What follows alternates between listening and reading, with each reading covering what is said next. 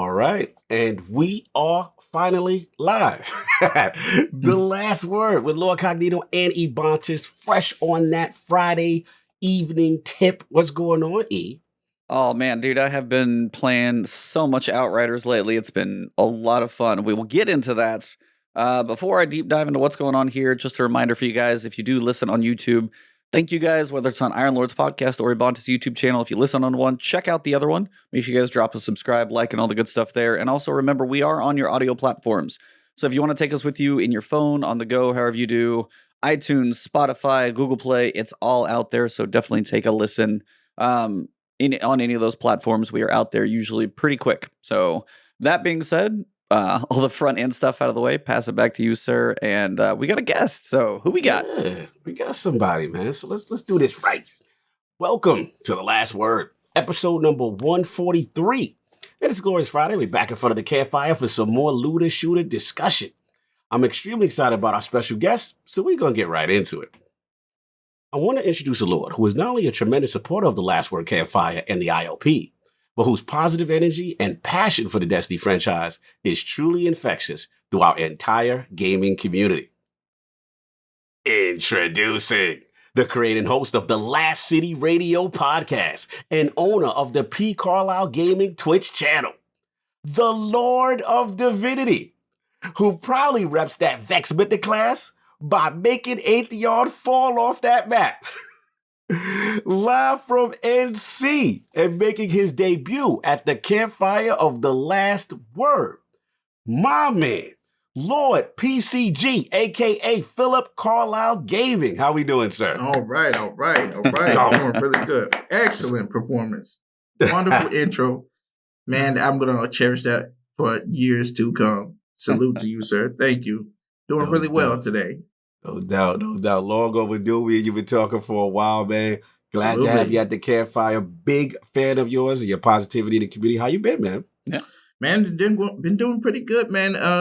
Just been sitting back looking at all the wonderful things that Bungie's been doing, and just the community in general, man. I think we're so blessed to have a community like this, and especially what you guys are doing. You know, we always need something like that. Someone who's positive, who spreads light in a positive way about Destiny and just life as a gamer itself. That is amazing. You know, that's one of the things that inspired me to do what I do. So salute to all of you guys.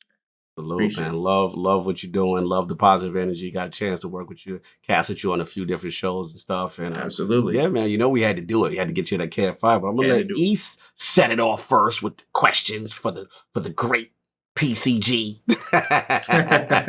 Yeah, so I wanted to go back and kind of touch on some of your gaming history because you've actually gone back through some games. I just like the mention of some of them because you got a chance to play some really special titles as you were growing up. And the ones that stick out for me are especially the Nintendo ones for that. So I just kind of wanted to see what for you, like, are your major standouts of so Super Nintendo, N64, like those were special consoles. NES was for me too, but if those are your first two, what are your big standouts and why? Like why do those games like sit as memories to you and what makes them special?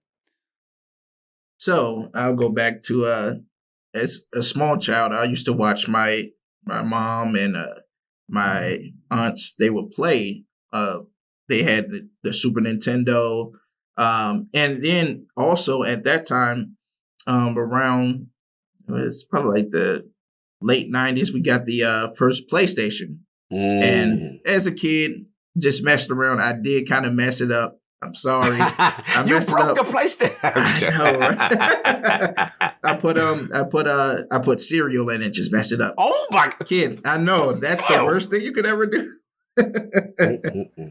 So, at that time, didn't get a chance to play PlayStation. I missed that generation.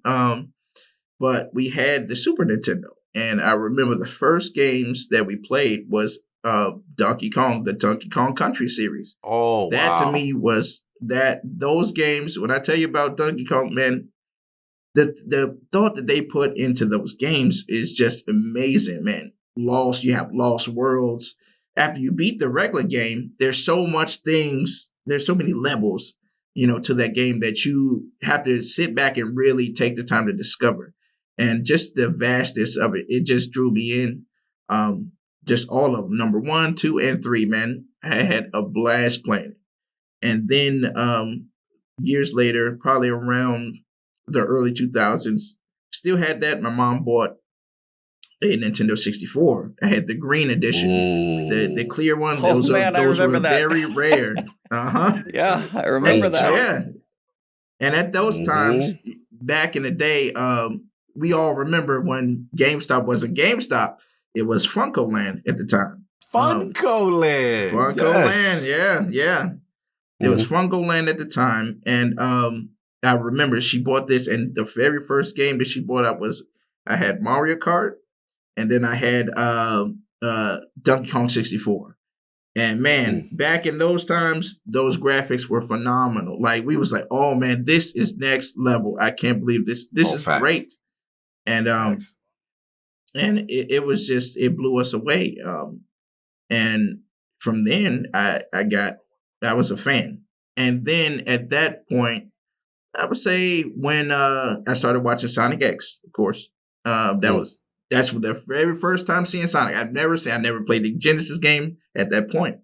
Watching that, I said, man, I would love to see. I would love it if there's a game out there. And then lo and behold, I finally got a chance to get my hands on that Sega Genesis. Right, and came into the light. Yeah, man. Man, what is this Nintendo slander from the other side? What is going on? I'm a Sega kid. You know it, damn it. I know you are. I was jealous of the Nintendo kids. I was jealous. They was having all the fun when I had Master System. It was not until Genesis I felt better about myself. Continue. It's something that, I love Nintendo. No hate. I love Nintendo as well. But there's something about Sega just brings, they were just ahead of their time, because the music that they brought to those games was out of this world, man. I mean, Sonic, because first game, Sonic 2 with Tails. Love that. That was one of my favorites. And man, I'm just the amount of energy they put in that game, man, I fell in love with it. I was like, this is it. This is my game right here.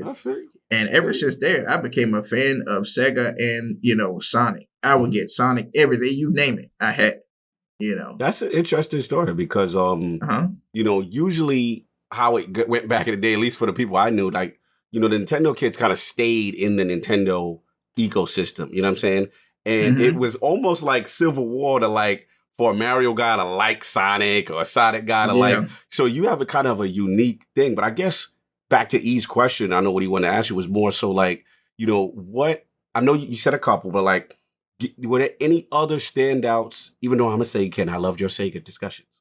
Is there any other standouts on the Nintendo side for E? Because I know he's trying to get that, like he want to know what was those games or other games I was going to say, like you said, Donkey Kong Country is a big one. And if you actually appreciate the music in Sonic, my advice is go look up how the music in Donkey Kong Country was made. Absolutely. You know about all that history? It is absolutely crazy. You know about that history?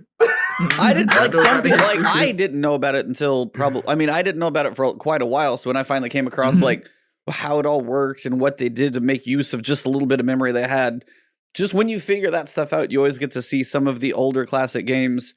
Again, the constraints actually make people more creative sometimes, which is always really cool to see through. Like whatever generation you get into, you're like, okay, what creativity did they do here? What did they do here? And then like it's usually like cool stuff like that or game breaking things that are always like interesting to find. So I've just always and I like Donkey Kong Country's music is just classic. Like you hear one of those, it sticks out. So it's like that was a big, and I don't see a lot of people mention it either. That's why I was like, everybody's like, that's a good point. Mario World, Mario Brothers 3, Mario 64. It's like, of course, but like when you said Donkey Kong Country, I was like, and those games absolutely kicked your butt.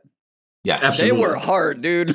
They were no joke. So if you got like every banana and all that stuff, I want to shout y'all out though, because to me, I remember from looking at the outside in when I didn't have it at first, I thought those games graphically were like, whoa, like it jumped off the screen. I was just like, am I like at the time, it's like, am I watching like some Pixar type? It looked amazing. Yeah. And if I'm right, E, was it those like the first game with the expansion something or? Didn't they have some type I can't remember it. I remember so Donkey long. Kong Country being like, hey, like Mario Kart, Super Mario World, it's like these are like real donkeys. Like what it was, or Donkey Kong, like real monkeys. And it was like, it was a weird leap. And I totally remember that graphically. It's like 64 was cool, but like Donkey Kong was like, how is this console doing this? This doesn't, that, yes. yeah, it's like it doesn't Yes. fit. So no, Donkey Kong Country is a big stat end. I like that. So I will tell you another thing though. There's another one that I really appreciate as far as what really got me on Nintendo. I don't see people mention this, but I was a big fan of, this is my first what I would call RPG game. A lot of people would say Final Fantasy, and that has a warm place in my heart too. But I will say, if you ever got a chance to play Mario and the Legend of the Seven Stars, 100%. That to me is the best Mario game that they have ever put out. Wow. Ever. I like solid game. That's a game I wish I could. Chrono Trigger is mine on Super Nintendo and will be my RPG, but number 2 behind that for that era, Super Mario RPG and Legend of the Seven Stars, 100%. Like I played the ever loving crap out of that game. And I don't see it mentioned all the time, but whenever I see it mentioned, I'm like, oh, please. Like, yeah, that would be, I wish I could see like a Mario Odyssey quality version of that game. It would be just absolutely like blowing people away. And they've done Paper Marios, and some of the Paper Marios I've heard are very good. But for me, I never got around to all like those. But I was like, just that one at its time, especially because it was Square Enix. Like they did the true RPG, and I was like, they nailed it. There's characters that have been in there, like Gino and Malo, that haven't been in anything else, and I miss them and stuff. So I miss them. I feel you. I missed out on that one. I've seen it. Everyone that talks about it is like revered. So I feel you. I feel you. I gotta respect this one, man. Another question I got about your gaming history, that you mentioned a certain title that really warmed my heart, that you were a big fan that I didn't know was Mass Effect. I didn't know you. I did not know you. See, this is my glaring like hole in my history. Exactly. That's my Destiny before Destiny. Before Destiny. Okay. So the question I gotta ask is this is a very controversial one. I know if you paid attention to my Twitter, you know what I'm about to ask you. It's a very controversial, it's a very polarizing question. When it comes down to the trilogy, and you can answer any one of the 3. But if gun to your head, which is the best Mass Effect game? Okay, so there's no talking to no, and we need a straight answer. Your friendship's on the line. You can't give it 14 caveats. I would say everyone's gonna hate me on this one, but I would say number 3. And the reason why I say number 3, first number 3. Let me hear it. Because here's how I look at it. If you take, remember, not too much spoilers because E has not played. Yeah. So just try to be spoiler free. I will not give you any spoilers. No doubt. I respect it. Continue. So if you take, it's for me, and I played 1, 2, and 3. I loved all of them, but number 3, it sets the stage for like the Avengers. This is it to me, and the reason why is because we're following these people on this journey. We're falling in love with the characters. Every character shares moments that you can embrace and you can relate to. And the thing about it, the tone that number 3 sets up, it's like, okay, it's do or die time. Yeah, you're right. We have to make a choice now. You're right.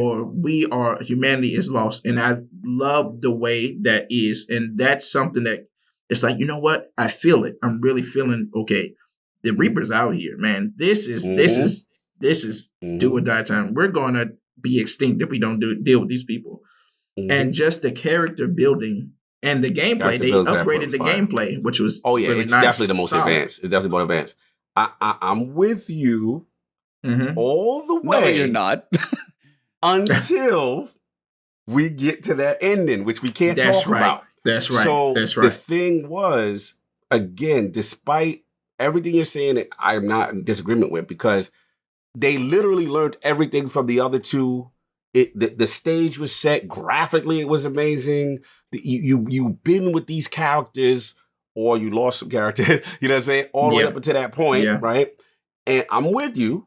As far you would have me all the way until the ending. And I guess my question to you, without spoiling, is Because if E doesn't realize, the ending was so controversial. Oh no, I know it was. I Oh, remember you know the history? Okay, I remember didn't the know if you knew. news being like people lost their mind, and there's like an extra release later. Yeah. So I know that's a thing. So here's the question: as it's a trilogy, and they do connect, you lose characters throughout you go. Are the endings in one of two cliffhangers? Do they wrap up little tight bows? How much connection is between the games? Okay, to know why 3 being is it a big letdown of the trilogy, or is the ending of the others actually better on their own? 3 are to Philip's point. He's right. If you take the ending out for a second, just for a second, and you judge that ride from the start of 3 to before the ending, which is still a long thing, it is one of the most amazing experiences you ever experienced. Right? They merge everything. Now, to your question, part 1 kind of wrapped with a bow, right? And 2 started like, oh wow, this is something going on now. This is something else, right? 2 ends on a cliffhanger, so to speak, right? Yeah. Okay, and then 3 takes that off. So that's where that is. I guess the only thing I would come from is, again, to my original question to you, Phil, was just that, you know, with the vitriol of the ending, you didn't seem to hold that against it. You were satisfied with the journey. The journey's better than the ending. Is that the key? Is that one of those? Yes, big time in 3, in my opinion. But this is his. He said 3 is his favorite, so he gotta sell me now. I need to know why that ending didn't affect him that much. So when it came to the ending, that as far as the ending, it's one of those things where it's like, I don't know how I can take this. Because the way they set it up is like, okay, from the beginning, when you first start number 3, you have to collect all these assets. You have to get all these assets. By the time you reach to the end, it all makes sense. And if I'm not, correct me on that if I'm wrong. When you choose one of the endings, Shepard actually ends up living on one of the endings. Because we going crazy spoiler. We going crazy spoiler. And I'm trying to be nice for E. We got to be respectful because E does not know what we talk about, and we going crazy. I mean, I'm 20 years late, so I was like... Yeah. But still, I want those to be a surprise for me. Again, just if you could generalize it, without going into detail with that. I would say for generalizing purposes. Why you were okay with everything. I would say it did kind of leave room for a sequel in a way. The way that it ended, I was upset at first, but I understood because I was like, okay, maybe they might just have something planned where there's a sequel that they're working on, but they're not telling us. But we know there wasn't years later, so why are you still accepting it? I gotta get you. I gotta get you. But there's a rumor. There's been some rumors flying around about this new one in the studios that they're going to make a new one, but it's going to be kind of like an adaptation of kind of like after Mass Effect 3 in a way. Andromeda really wasn't. It really wasn't a. How can That's the redheaded stepchild. We don't talk about that. Exactly. that right there. We put that to the side. But a proper number 4. He's in his own world.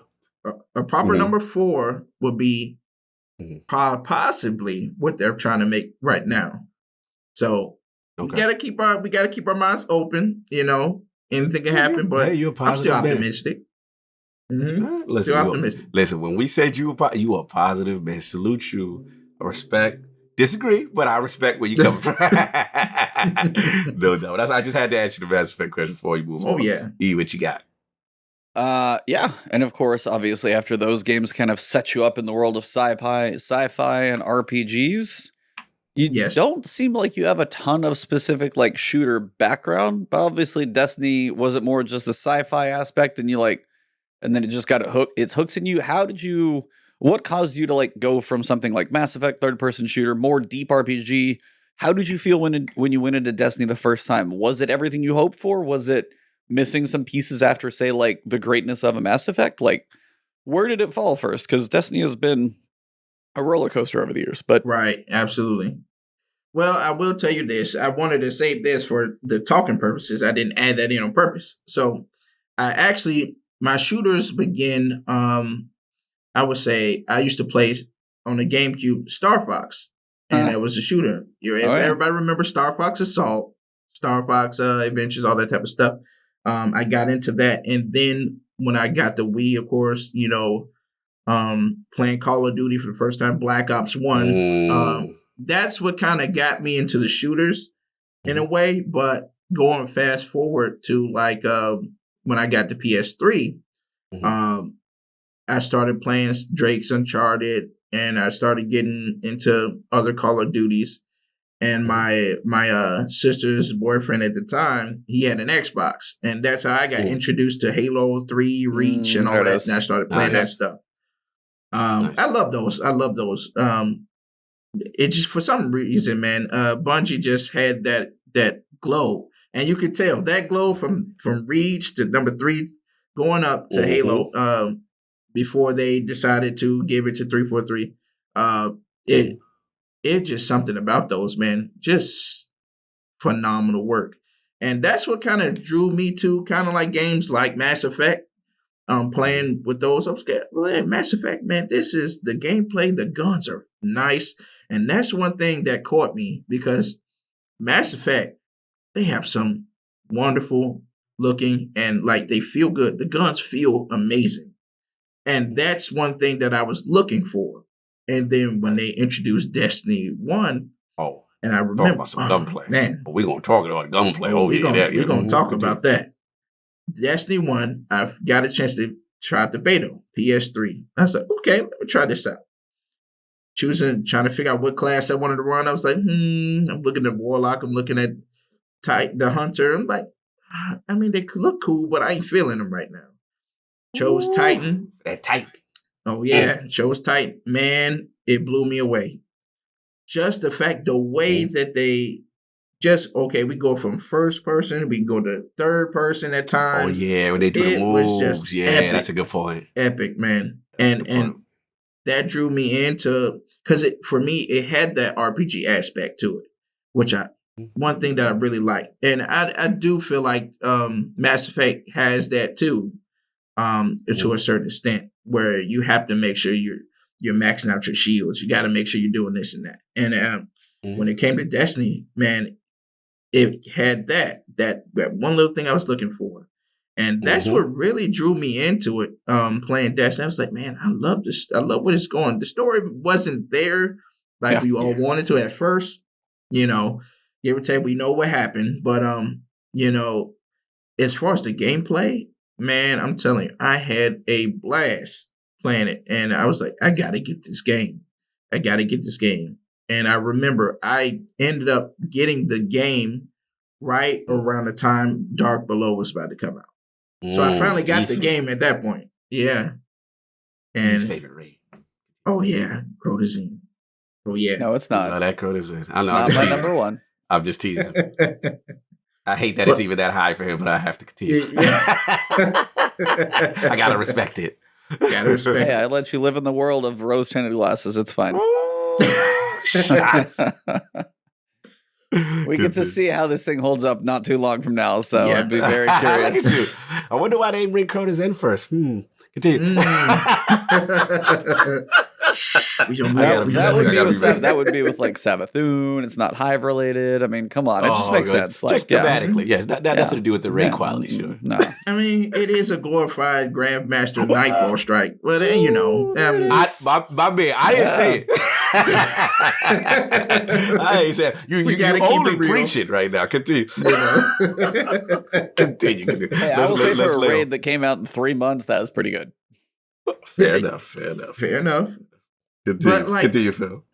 From Destiny, and I could tell. I said, you know what? Because at that time when Destiny was getting ready to come out, I was playing Mass Effect heavy. Like I would play it every day. I would start from the first game, finish it all the way. Okay, I'm gonna start back in the first game again. I was doing that. Oh, wow. And also I was also playing DC Universe Online. Like I was a heavy DC Universe Online guy too. So RPG aspects, that was my favorite. That's my thing. And then I said, you know what? This game feels different. I mean, it plays different. It has that feel that I want that Mass Effect has, but the game, it's like this thing has potential. And I knew right then, I was like, this game is going to be something monumental for years to come. I felt it right then. And I said, I want to be there to ride the wave, because I knew that this game was taking off. Just being able to go into fire teams. I remember the first time of doing a strike, Valis, man. That thing right there, man. I was nervous, but I loved every minute of it. And it just brought that feel, man. That feel, man. It just there's something about it, and I kept going and riding the train, man. And here I am now. You are, man. No, I hear you.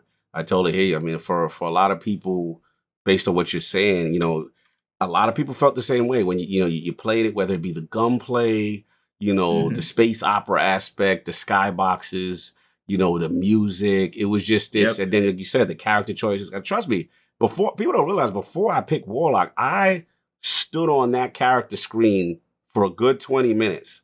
Yeah, and I just kept cycling back. And I was this close to picking Titan. I was. Because I'm like, all right, Halo, you know, brother, you know, Jack, brother, you know, it should technically be me, right? And I was just like, but then I just saw that glow and the thing in the hand. I don't know what about the Warlock with the glow in the hand intrigued me personally, but I feel you. Everybody had that choice when you stood at that character screen, and I stood there for a while, and they were very compelling choices. And another thing is, I like ninjas, so the Hunter did appeal to me too. You know what I mean? So it was a tough decision picking Warlock for me. But to your point with just the gunplay and you did feel. I remember I was in the alpha, and I remember being in the alpha and being like, yo, this feels special, and just like, you know, I remember walking around the tower. I'm like, wait a minute, that's a live person in the game. Yeah. This is my first kind of MMO light experience. So I'm with you. You did feel something was special happening, and now I feel you on that part.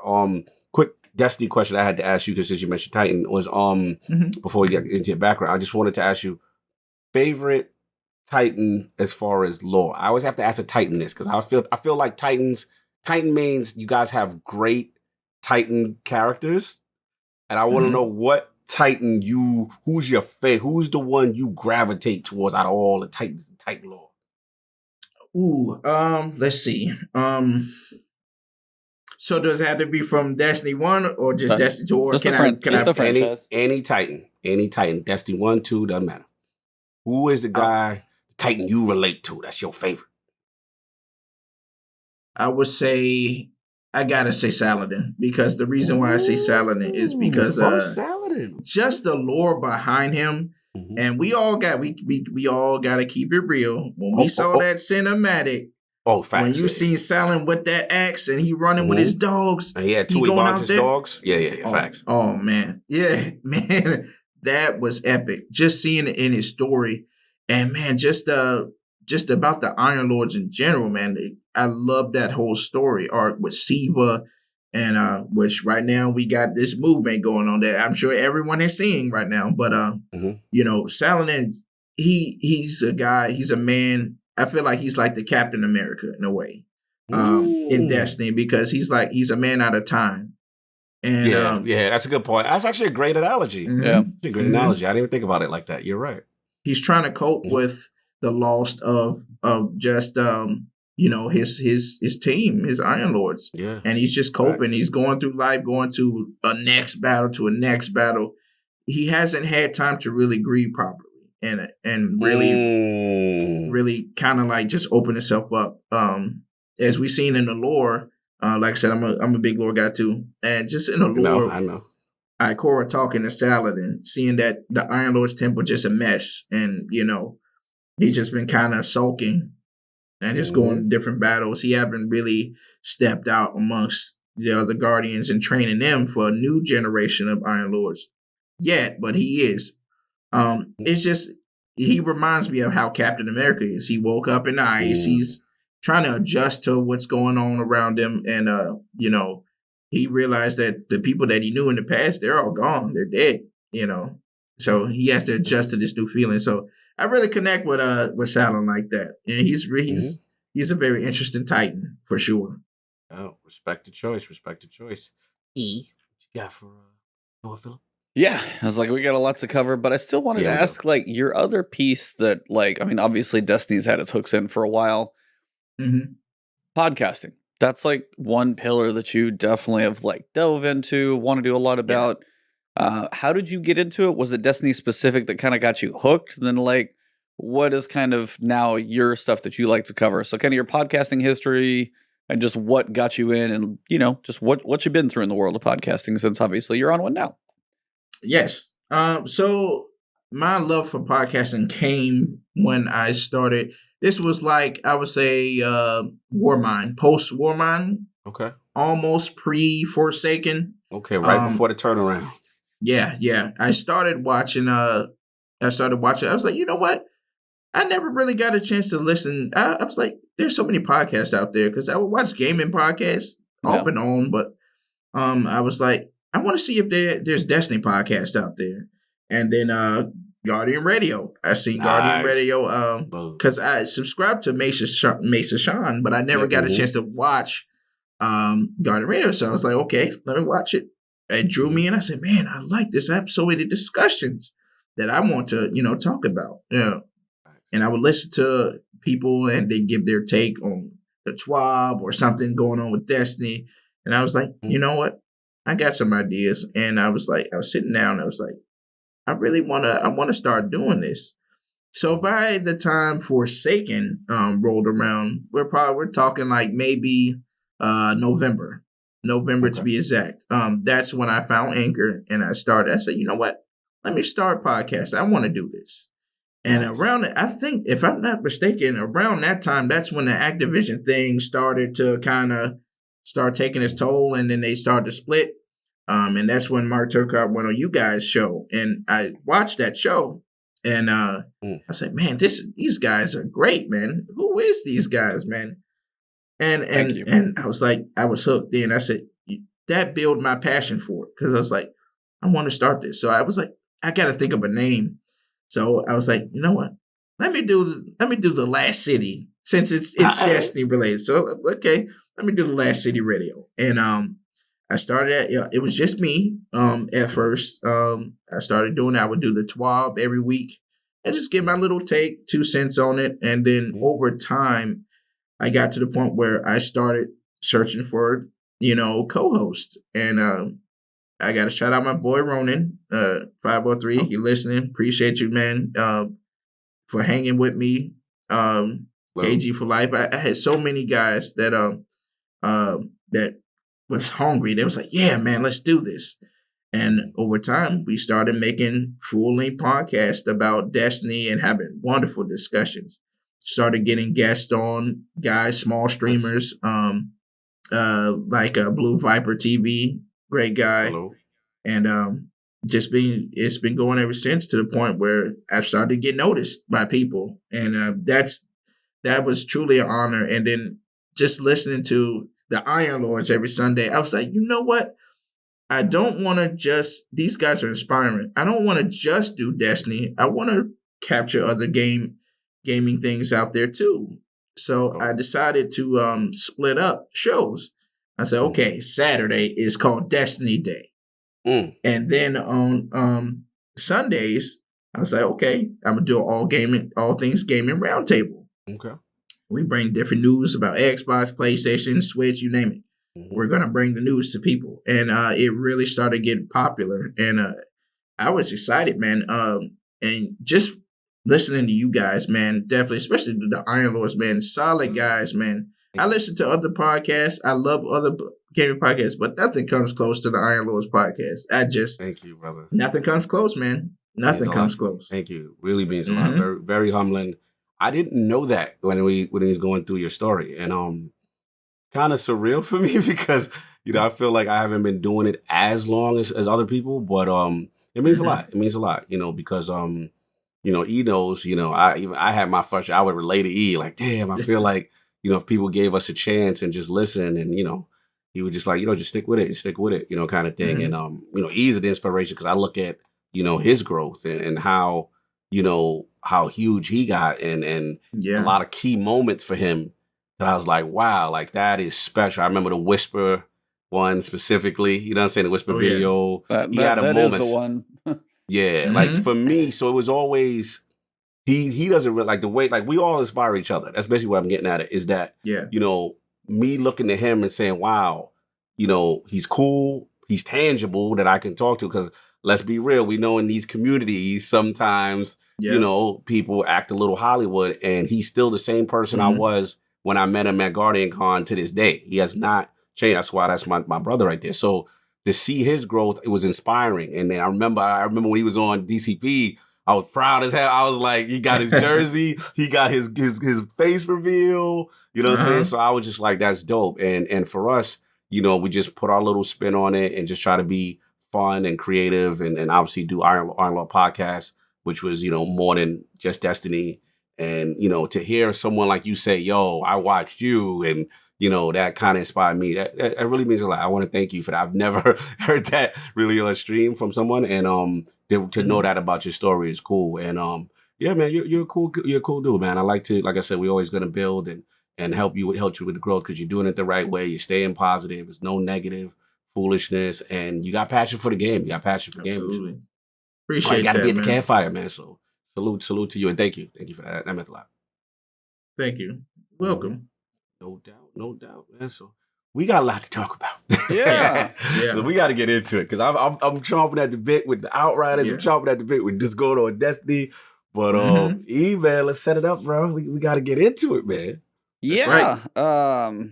So I guess the question is, where do you guys want to start? Do you want to go Destiny first, Outriders at the end, or what's fresher in your mind? What do you guys want to hit on? I'm whatever. I mean, we could. I'm so excited to talk about whatever, because I'm excited about Outriders. I want to talk about it. I'm excited about the news of that. We could leave it to the chat too. I was gonna say, I think Outriders might be bigger and just kind of the general. Okay. So, like, if you guys want to knock out the Destiny stuff first, see where we're standing there, and then Outriders is obviously the big news, because Destiny's got some stuff, but not quite as crazy. So, correct. That being said, so we got a TWAB this week, but the big thing that happened this week was the new strike and the Grandmasters. So, Proving Grounds was last week's time in the strike, and then this week we got to see what it was like in the world of Grandmaster. And it's been a spicy one for a lot of people. People have been going for palindromes, and I haven't obviously had a chance to get into it. I've been otherwise occupied. Yes. But I was curious from what you guys have seen, if you guys have like checked out videos, anything like that. Thoughts about just like how it is, like how the Grandmaster is. If you've got any thoughts, what you've seen, is it worth it? That type of stuff. Where are you guys at on the new Proving Grounds? And just, it seems like they've definitely made a tough one. What you thinking? What you thinking? So I got a chance to jump into just the Nightfall strike, the Master Nightfall of Proving Grounds, and man, I got to tell you, man, that's by far the hardest strike that they've ever put out. Facts in Destiny 2. That thing right there, man, just trying to get past the beginning is the hardest part, because everybody's shooting at you, man. You can't. It's so hard to try to. I mean, everybody's thinking of different strats. Oh man, okay, let's use this. Let's try to pull Divinity out. Okay, let's use Skyburner Zone. Let's do this. Man, it is so hard trying to get. I love it because we haven't really had one like this in a while, man. We haven't had a strike like this, and they really knocked it out of the park. I must say, the beginning and the end. You know, the fun, the music. Oh man, they pulled off that old music from was it the Dust Giants music? Oh man, remixed it, epic. Yes. Being in a tank, that living tank, just the experience, the mechanics that you have to do. It's an amazing experience, man. And the only thing that I got to nitpick is why didn't they make a Nightfall specific weapon to that strike? Why not make? I'm still sad about that not being a thing. I mean, there's been they've had multiple opportunities to just make a couple more weapons or something like that. And they had the Adepts that they wanted to bring back this season in rotation, but it'd be cool to be like, I mean, you want to get people to really kill themselves over a new strike that's tough? Put a unique one that people are like, oh, it's going to be Palindrome, and then they're like, what's this? Like, can you imagine how much the community would have actually lost their mind if there was a new weapon just on Proving Grounds? I mean, people would have been really torn to play Outriders and that. It would have been interesting, but like that would have been because I mean, for me, obviously, I'm doing other things, but I was like, there's a lot of people who wanted to do GMs and then jump into Outriders. Destiny would have been packed to that day. So it's just I True. feel you are correct. That is a missed opportunity. Would have been a cool little surprise. Would have been nice. Yeah. I mean, I didn't get a chance to do the Grand Master version. I just did, like a higher level, higher Nightfall on underneath. Yep. And I must admit, even that level, I was like, man, this is a little tough, man. It's because you got that open space in the beginning, like Phil was saying. Everything is coming at you because it's kind of battleground style. Yep. Right? That beginning part, it's literally like the battleground. Then the doors open, you get in there. And for me, the different waves, there's that wave when you're inside after you do the drops with the little orb thing underneath or whatever. And there's like 2 sections there. The one before you go up to face the boss, like again, there's a slot. The tanks come out and there's not a lot of respite. You know what I'm saying? It's on and cracking from all sides, and dudes are hitting hard. So I'm like, damn, I don't even want to know what this is like Grand Master. Woo, you know what I'm saying? So that part right there, and I'm gonna keep it real, like that fighting that Cabal champion at the end.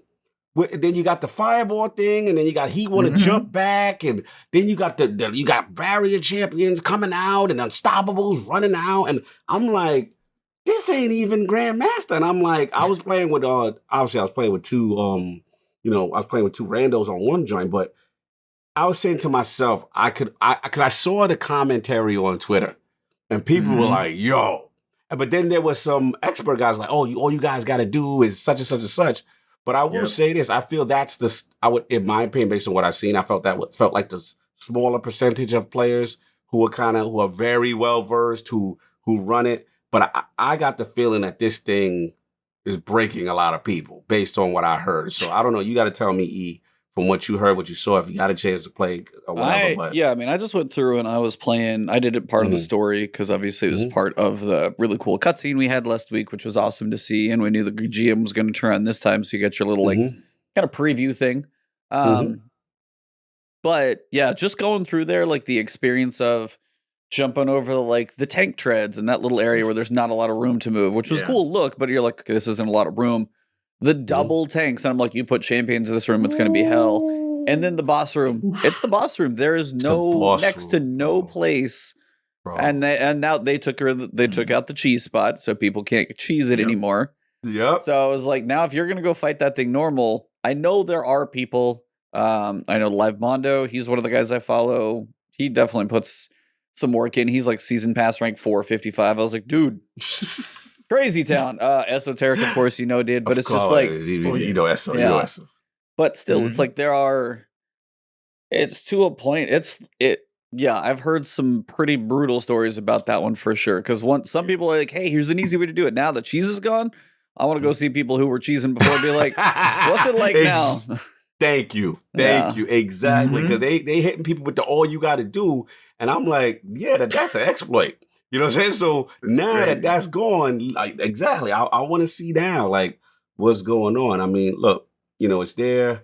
I agree with Phil, though, in the sense that, for that level, you would kind of hope that it would have been some strike-specific loot or, someone, I think in the chat said air repair, and also something to kind of, reward you. Also, that's kind of themed Cabal-like maybe as well, with the drops. I mean, the good thing is it was the only positive thing I'll give their credit, it was a double Nightfall drop week, right? Yeah, I mean, I think somebody was like, oh, this is cute. It's a double Nightfall because it's absolutely destroying you. Right, so, yeah.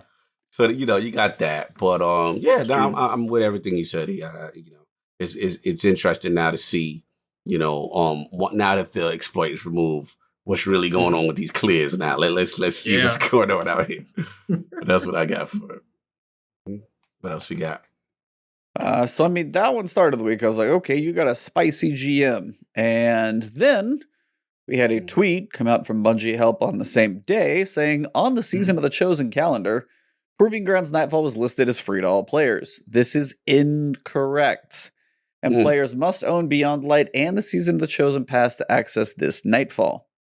I did not see that, coming this late in the game, especially to be like, oh, by the way, now it's supposed to be there. Oops. Well, for one, how long has the calendar been out there? I know that's a thing, and that's probably like a minor thing to overlook, but This is honestly probably the first time I can remember where a season pass actually limited a strike.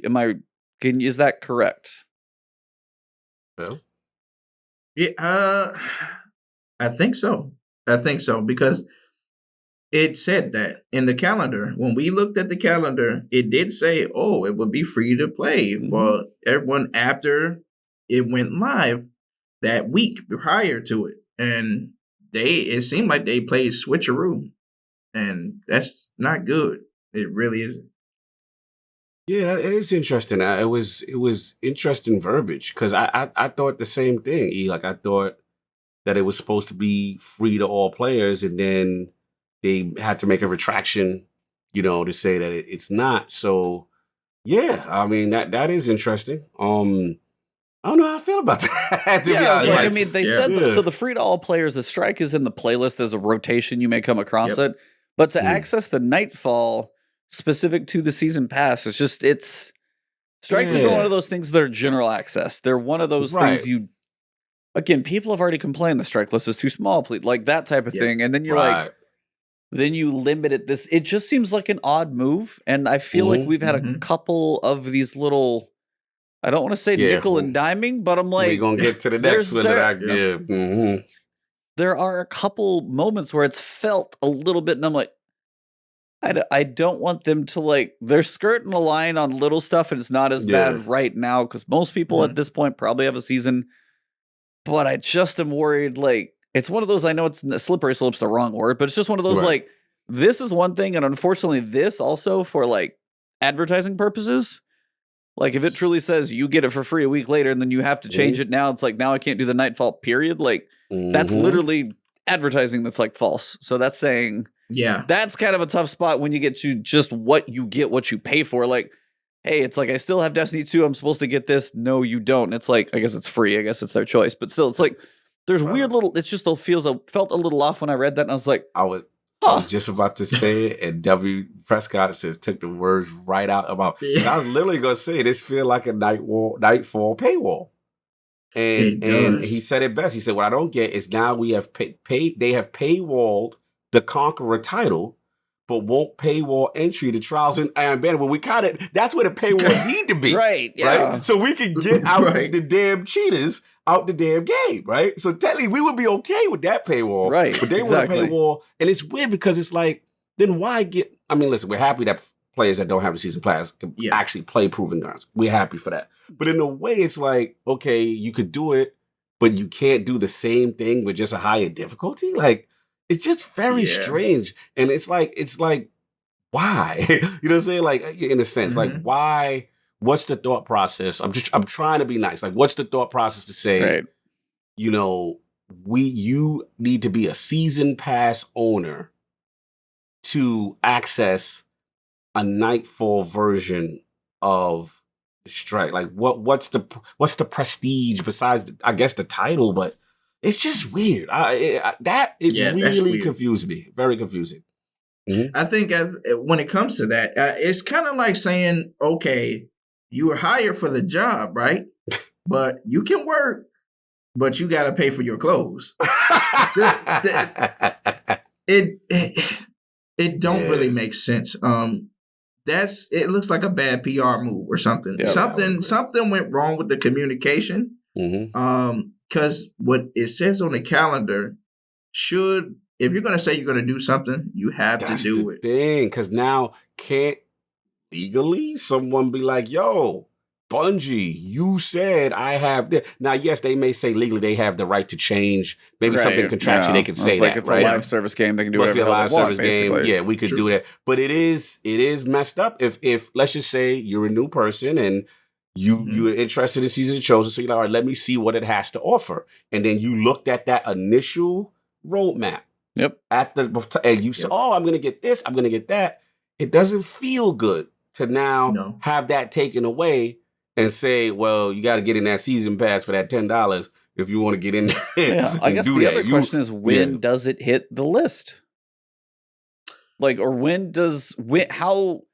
What about next season? Is it in their next season? Because now remember, it's if you want to go play the Cryptolith hunts, you have to still go buy Season of the Hunt to go do that storyline and True. quest. So to go, if you want to play the Nightfall, if it's in the rotation between season 14 or season 15, which are potentially going to be some longer seasons, is there a week every so often you're just like, nope, can't do the Nightfall this week because I didn't buy that season because they're granted it's a great season. I recommend everybody to buy it, experience the story and all that stuff. Yeah. But if for some reason you didn't, like 4 months from now, and you're like, wait, I can't do the Nightfall because why?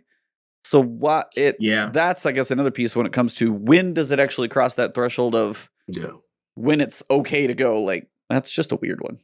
Yeah, it's just strange. That was strange. The fact that they had to come out with verbiage to kind of explain it, you know, it is interesting. It is interesting. Yeah, very strange move. But we got more other moves that we got to talk about. Well, go with whatever. What is on in mind? What do you got? Oh well, I based on Twitter and the latest from Dylan and the guys, and they were talking about modifications, right? We were talking about future ways of handling things, and we got a preview of what will be coming in the season. We didn't get the season name yet, but we got the previews from that. Ada will be returning to the tower. She's going to be offering a lot of quality of life stuff. They talked about transmog system with armor synthesis, which is fire. We're excited about that. Ada 1 will also become the vendor who delivers a variety of armor-focused items and upgrade. Each day, you sell one random chosen armor mod from the general armor slot and groups, and then randomly chosen combat-style armor mod, which would be the Charge with Light, the Warmind Cell group stuff. And it should make it easier for players who missed that in the past to get their hands on some of the armor mods from year 3. Then it said, additionally, on a weekly basis, Ada 1 will sell armor set randomly from the World Loot Pool with a stat roll that also changes on a weekly basis. Very cool. Finally, Ada will also sell armor upgrade materials, upgrade modules, prisms, and shards in the same way that Banshee does. So when I read that, okay, so I want to know, okay, what's going on with Banshee now?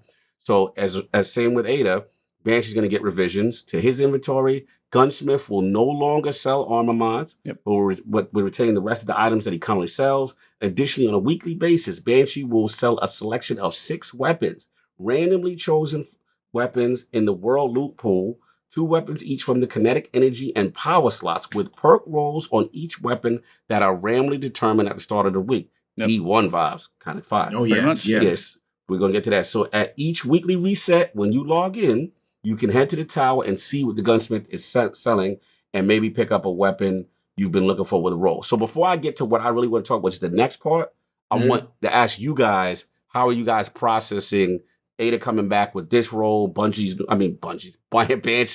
new role? How do you guys feel about that first? Philip, man, you're up. What do you got?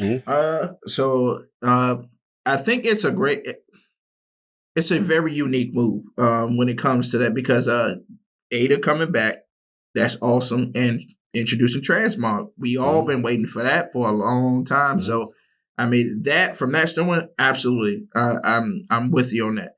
Now, as far as the mods, I mean, I would say that's cool. It's cool that they're just basically saying, "Hey, you don't get this job, Banshee, anymore. Okay, we hire Ada 1. Okay, cool. That's that's all right." Pour one out to the Banshee 44 mods Twitter account. They were literally crying because there's like, I guess I'm useless now. But they're gonna have the 6 guns and the thing. They're gonna have but literally it's Banshee 44 mods. That's the name of the Twitter account, and that's the one. So a lot of people would actually just go and retweet to be like, "Hey, he's selling this today." So it's like there are other ways to get it. I just saw the pour it out. I was like, "Yeah, that's kind of done." Yeah, rip. Yep. Change the name to Ada 1 mod. Yeah, that was. They just said. They said that stuff was taken as soon as they went to look. Oh, I feel for them. Then yeah, that sucks. Yeah. And think about it. It's just like, okay, now, like you said, we're feeling the vibes from Destiny 1, how they did it back in Destiny 1 when it came to the vendors. With the go to random roll, each week, different weapons, different rolls on them. Okay, I'm feeling that. I like that. And I would have actually thought they would have done that, throughout, not just with Banshee, but Shax needs to have something like that. Okay, you can pull from. The Drifter's got a ton of weapons that he needs to go ahead. Okay, I can roll a update on trust. Okay, good up-to-date trust, different things like that. They should have been doing that.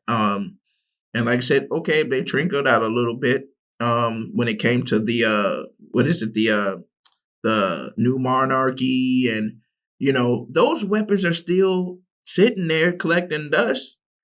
I mean, they pulled a little bit out, but they could have done it like D1 where you go to them. Okay, if you want to pledge, whatever, it's not a whole big deal. Here's a ton of weapons and here's a ton of armor sets that you can pull. Random rolls each week is different. Cool. Just doing it with Banshee and Ada is just not.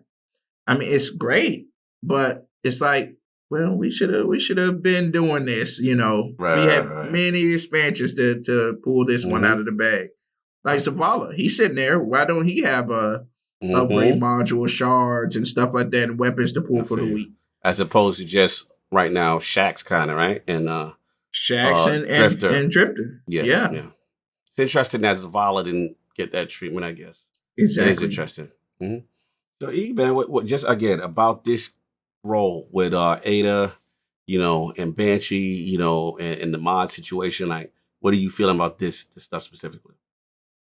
I mean, it sounds like if I read each day, Ada 1 will now sell one randomly chosen armor mod. So that's like the bigger pool of like weapon dexterity and scavenger. That's that type of stuff, right? And then you have one randomly chosen combat style, which is one most people tend to be going after. I still wish there would be like, I don't know why it still has, I know it's like, this is the player service of respecting a new player's time or giving options versus make you log in every day. That's still like the randomly chosen mod rotating through every day. You got to check. You stay connected to our game. You got to keep that Destiny patch still on. Like it's still there. And that's one of those when I'm just like, you can't be like just mods, just go to an entire sheet. I can look like a 4x8 square of like shaders when I go to Master Rahul that I can sell for Glimmer. You're telling me there can't be just like pages of mods, like you got to buy them. It's just, I know the random rotation's there, and at some point people are going to, I like the combat style being separate, because those are the ones that people need to not be like in the mix of like 50 mods, like now it's a shorter list, which is good, but it's still one of those, need to check in on the daily, need to stay attached to the Twitter, still need to be, I know they're trying to, and that's one of those things, but it's like, it's hard to knock them sometimes because they have built a great community around some of these types of decisions to keep people connected and never too far from their world. But like still, even if it's a random combat style mod and you start adding up everything from Charged with Light, stuff like that, still could be a month before somebody gets one. You go out of town for vacation, something like that. It goes through, you're 2 months away.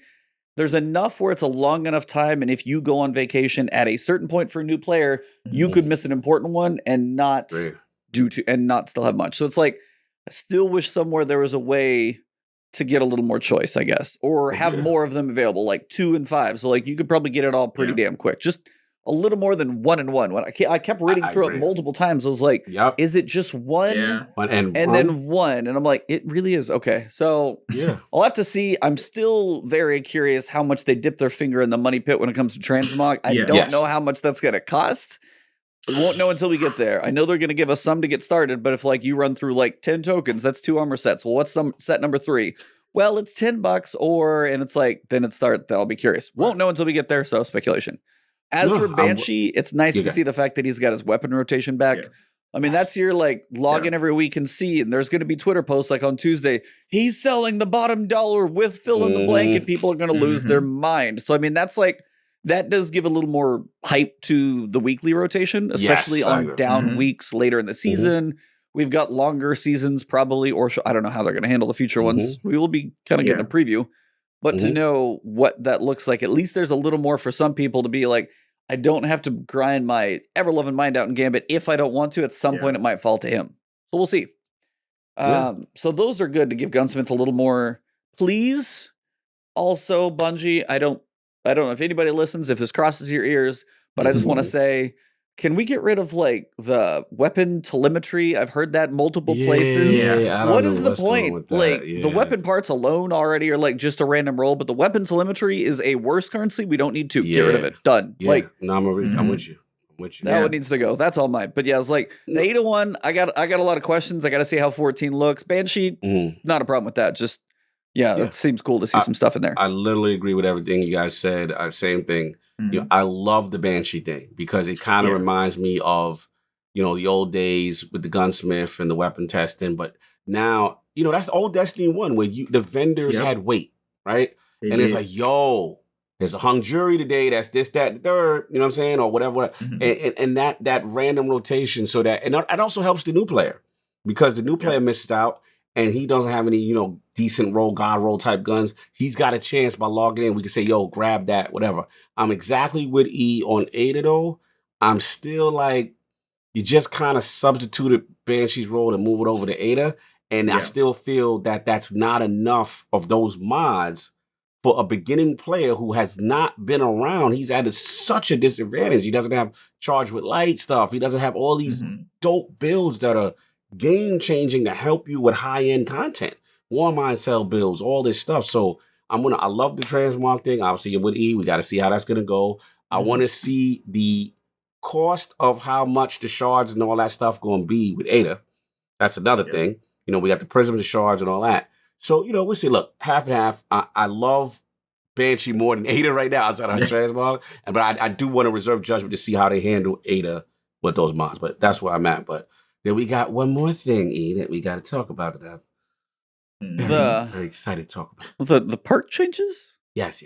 Yeah, we got some changes. Talk So that talk.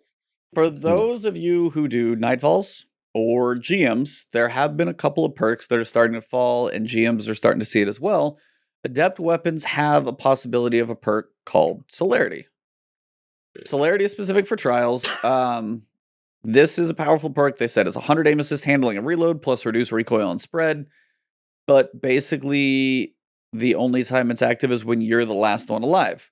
There's Yep. also one for adept weapons. Seems to be doing the same thing. What is the thing called? Bottomless grief.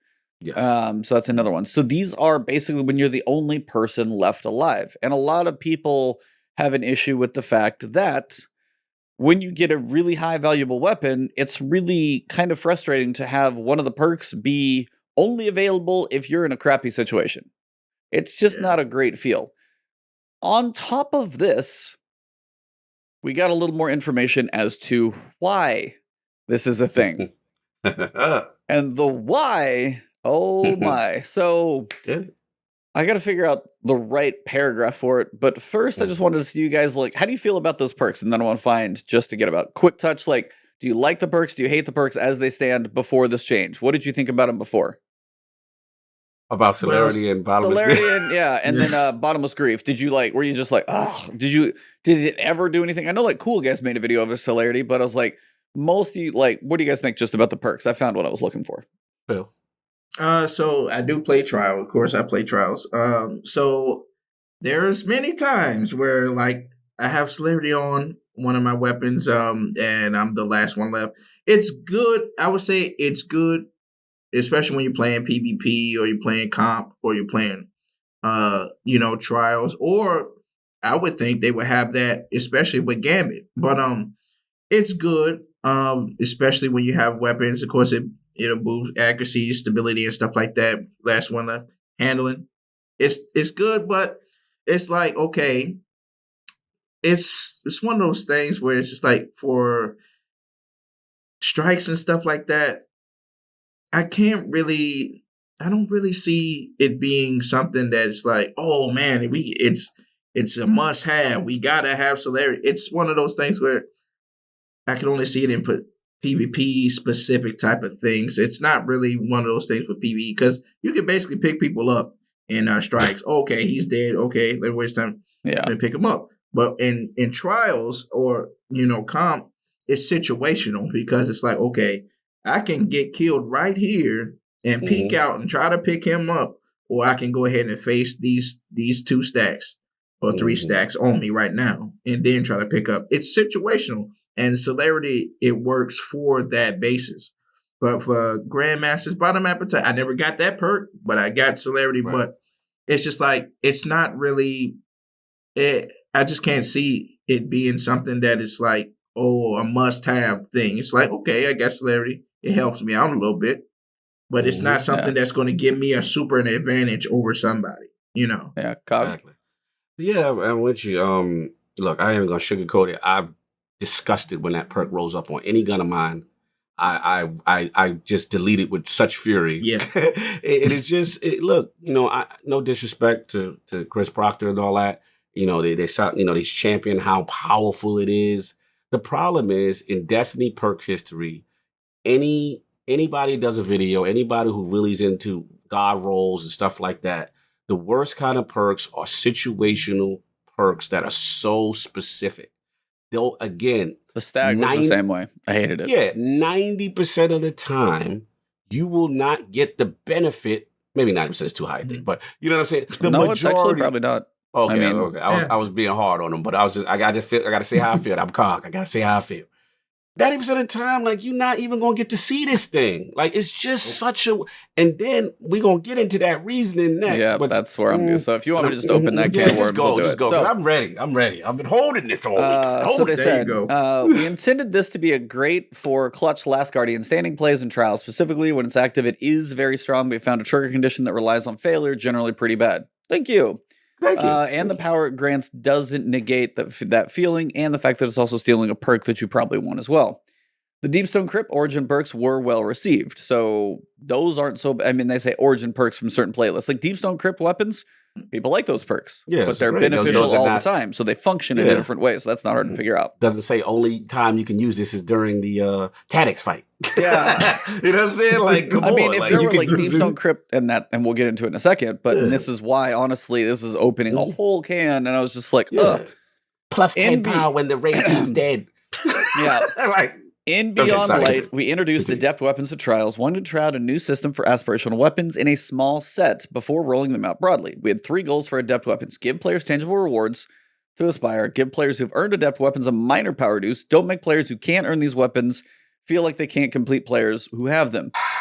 Again, this is an issue with like having PvP be a thing, because in the other game we're going to talk about, that isn't even a not issue. I was So- just about to go it's so there. fantastic. So, we've seen through our suggestions to make Celerity and Bottomless Grief intrinsic only to Adept versions, and to touch on this idea, thematically, this is cool. Adds flavor to those perks and can give their sources, but there are 3 problems.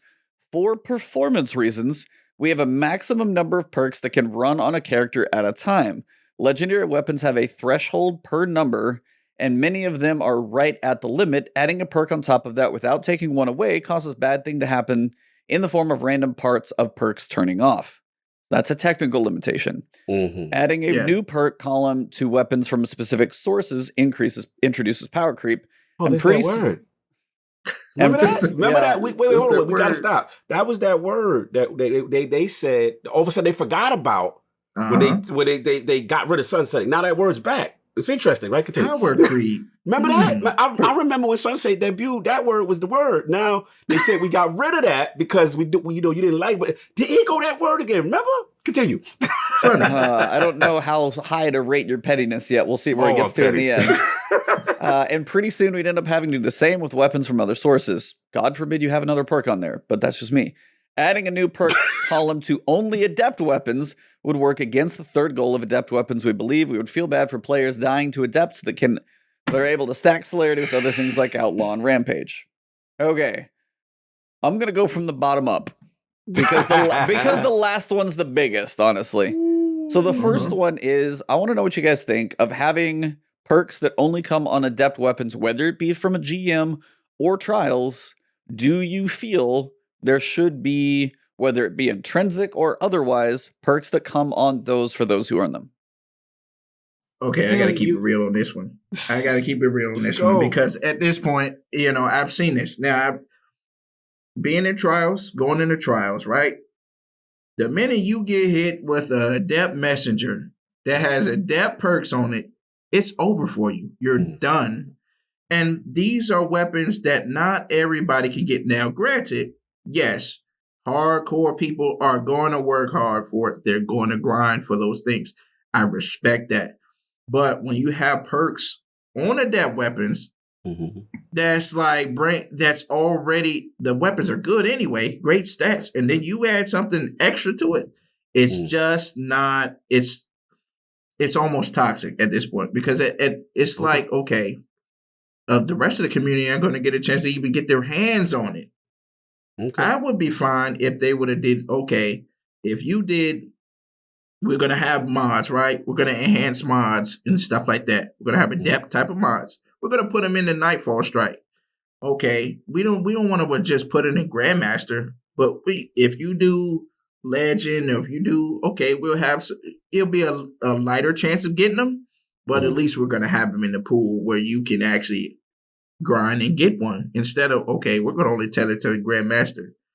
And then the people got it, man, they're having fun. They're having fun, and it's like everybody else is missing out on the fun. I think that it's just like, okay, it's great, but it's just it's one of those things that it doesn't make any sense when it comes to for those things. They want us to grind for weapons, but if only a certain amount of the community is getting it and everybody else don't have access to it, it kind of negates the purpose of it, in my opinion.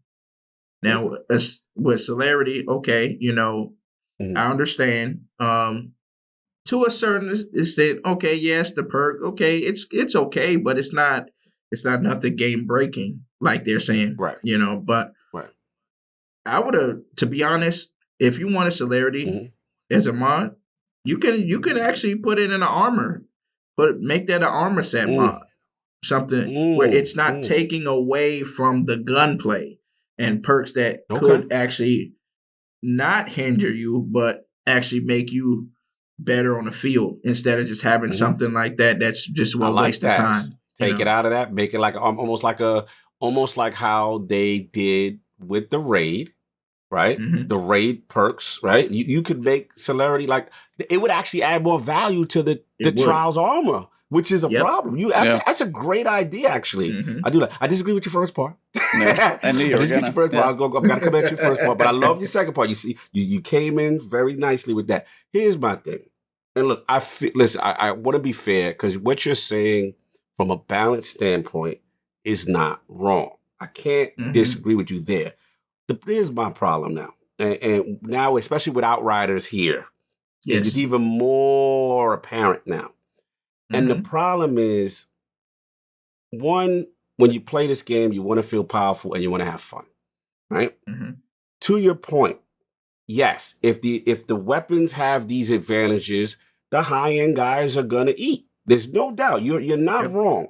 But where I struggle is if you don't give the high-end person something to chase for, and it's just average, he ain't gonna be playing the game that much longer. And this is the problem that they have. They when there was Mountaintop and there was Recluse, people could hate it all they want. Exactly. People were living in comp. People were doing that thing. Like when you add these weapons that have these value, it incentivizes you to play the game. Now we're getting situations where it's like people, the hardcore like myself, and we look to say, okay, what's the reward? If we do Grandmaster, what we getting? Right? And they're like, palindrome, +3. It's not, you know, and again, we're going to get into Outriders.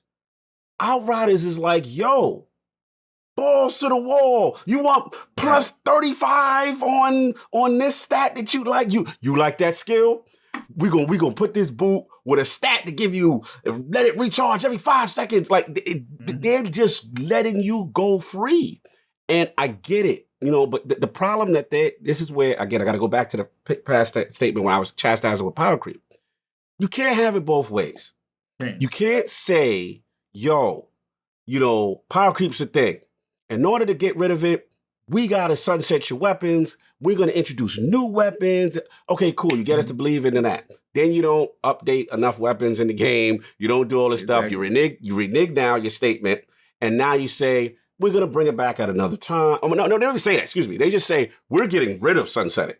So when you say you get rid of sunsetting, in theory, you're kind of implying you're getting rid of power creep and you're going to let us have fun, right? That's kind of what you're implying. Now these weapons going to stay around. Now all of a sudden power creep. And then we get this and I'm like, bro, you can't do that. You got to commit. Whatever it is, you got to commit. And once you commit, you have to fulfill on the commitment. You have to either add, if you're sunsetting, you have to make sure you have enough weapons with these new perks to do it. If you're not sunsetting and you're going to let things stay, then damn it, let us have fun. Let us have the damn plus whatever celerity off the gun. Now, the last point I'll say, I get the technical thing, and you said it perfectly, bro. I'm not a dev. I'm never going to disrespect them. Mhm. If they can't technically add it because it breaks the weapon, right? Cool. Take celerity off. Throw it in the bushes on the armor. Put it right on that Trials armor. That, let's be real, nobody really rocking the armor anyway. And I know E gonna love this because E been screaming from the high heavens, what the hell y'all doing with armor? I'm Right? still waiting for Witch Queen, but that's a ways. And again, it's more apparent the more I play Outriders. I'm sitting there looking at boots that do so much for my abilities and just little gloves that's doing all this stuff. And I'm like, damn, Destiny really kind of need to get with this. I mean, Division was doing it. We've been screaming this for a long time with Armor. Armor needs to have that role. So, Phil, you're on fire. Like, that celerity could be there. And to see them say now, oh, we're going to have an alternative choice. And let's be real, y'all. In the middle of the Trials match, are you pausing the game and going to switch over to celerity once the teammate get there? By the time you load up and the UI come up, you dead before you can select anything. Let's be real. You don't have a ton of time between rounds. So, do you have an SSD? Do you not? You got the quick switch? Right. So I do gotta say this though. Oh, go ahead. I gotta say this one thing though. Let's go. Like I said, to your point, absolutely perfect, solid. We want to feel powerful. Right. We want a chance to actually feel it. Outriders, we do feel powerful because of what we got going on. But one thing is, okay, when we have adept weapons, right? Yeah. Why not just bring back pinnacles? You remember what we was doing back in Forsaken? Okay, I've been saying we had quests that to pick up and go and complete those tasks to get these pinnacle weapons that feel powerful. That way, people who you go to comp, right? Okay, you can stack up. A casual guy can stack up with guys that are they're good, they're experienced in PvP, and go get their quest done, so they can get a revoker, so they can get a recluse. Right. You know what I'm saying? Right. What they're doing with the adept, like I said, I get it, I understand. That the guys at the top is going to, but when you don't have a bounty or a quest to say, okay, you want to get this adept. All right, this is what you got to do to go and get it. This is the requirements. Right. It will make it more meaningful than, okay, well, we just going to go and play this Nightfall Strike and hope for the best, guys. You know, it's just one of those things that's like, okay, you basically take an adept and saying, okay, we're gonna go ahead and bring a mediocre version of Pinnacles back. You know, just bring Pinnacle back. You already brought Desperado back. You can roll that on Messenger. Good point. Then you say, we're gonna take away Pinnacles and we're gonna give you these Walmart brand of ritual weapons. All right, go ahead and have fun. You know, it's pretty just much those things. You know, so, it's weird. Yeah. I gotta hit you on this because I've been waiting. No, I was like, so I'm gonna start on just how the mods function first because I've got the technical and I'll start opening that can of worms. For the mods themselves, like, I can't do it without the technical, but I'll get to the technical in a second. From what you guys are saying, and then Outriders honestly has me think, because honestly, listen to both of you guys go back and forth. The carrot has to be on the stick for the hardcore. Has to be there, otherwise, what the hell's the point in fighting through everything to get to the lighthouse? If it's not there, it sucks. Does it also suck to be in a control match and not ever, ever in your mind as a solo freebie player, whatever, have a chance to see that? Also sucks. Now, if you've been playing a decent amount of Outriders, you know until you start cranking up world tiers to crazy levels, legendaries don't happen hardly at all. I mean, 30 hours in. If there was a point where it was an extremely low drop chance, and the same thing could go for a strike playlist, to see like, hey, I was playing the strikes today and I got a random adept mod to drop. It would be really, really, really low. And on the other side, a GM say it's guaranteed. Like, I don't want to go in a GM and not get a drop. You better give me one. If it doesn't drop, you better make that a guarantee. So if you are going to be that person who could go in and grind hardcore to be like, all right, cool, knocked out the GM, grinded out my mods, awesome, we're the skilled group.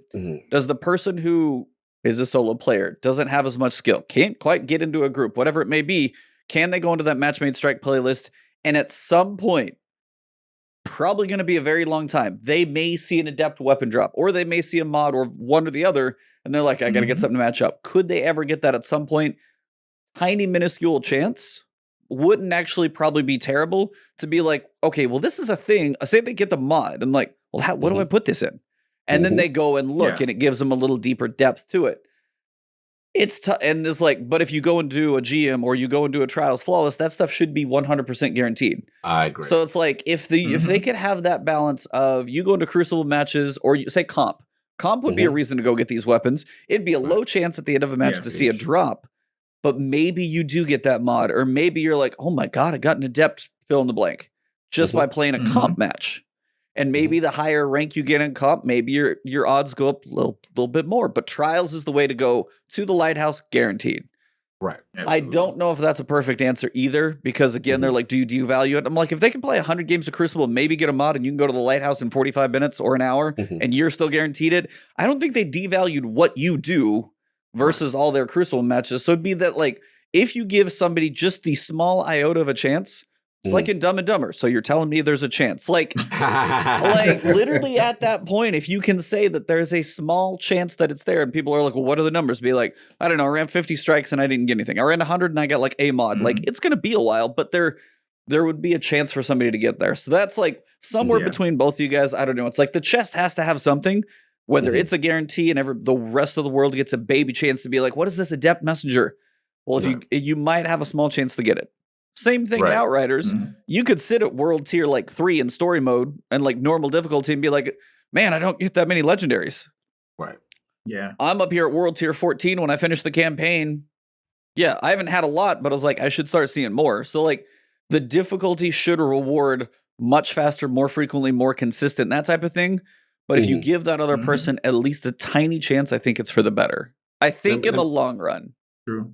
What do you think? Before I go technical, which is a whole different worry. You're on fire. I mean, I agree. I guess my question for you, E, specifically, because I've been dying to talk to you about it, it was,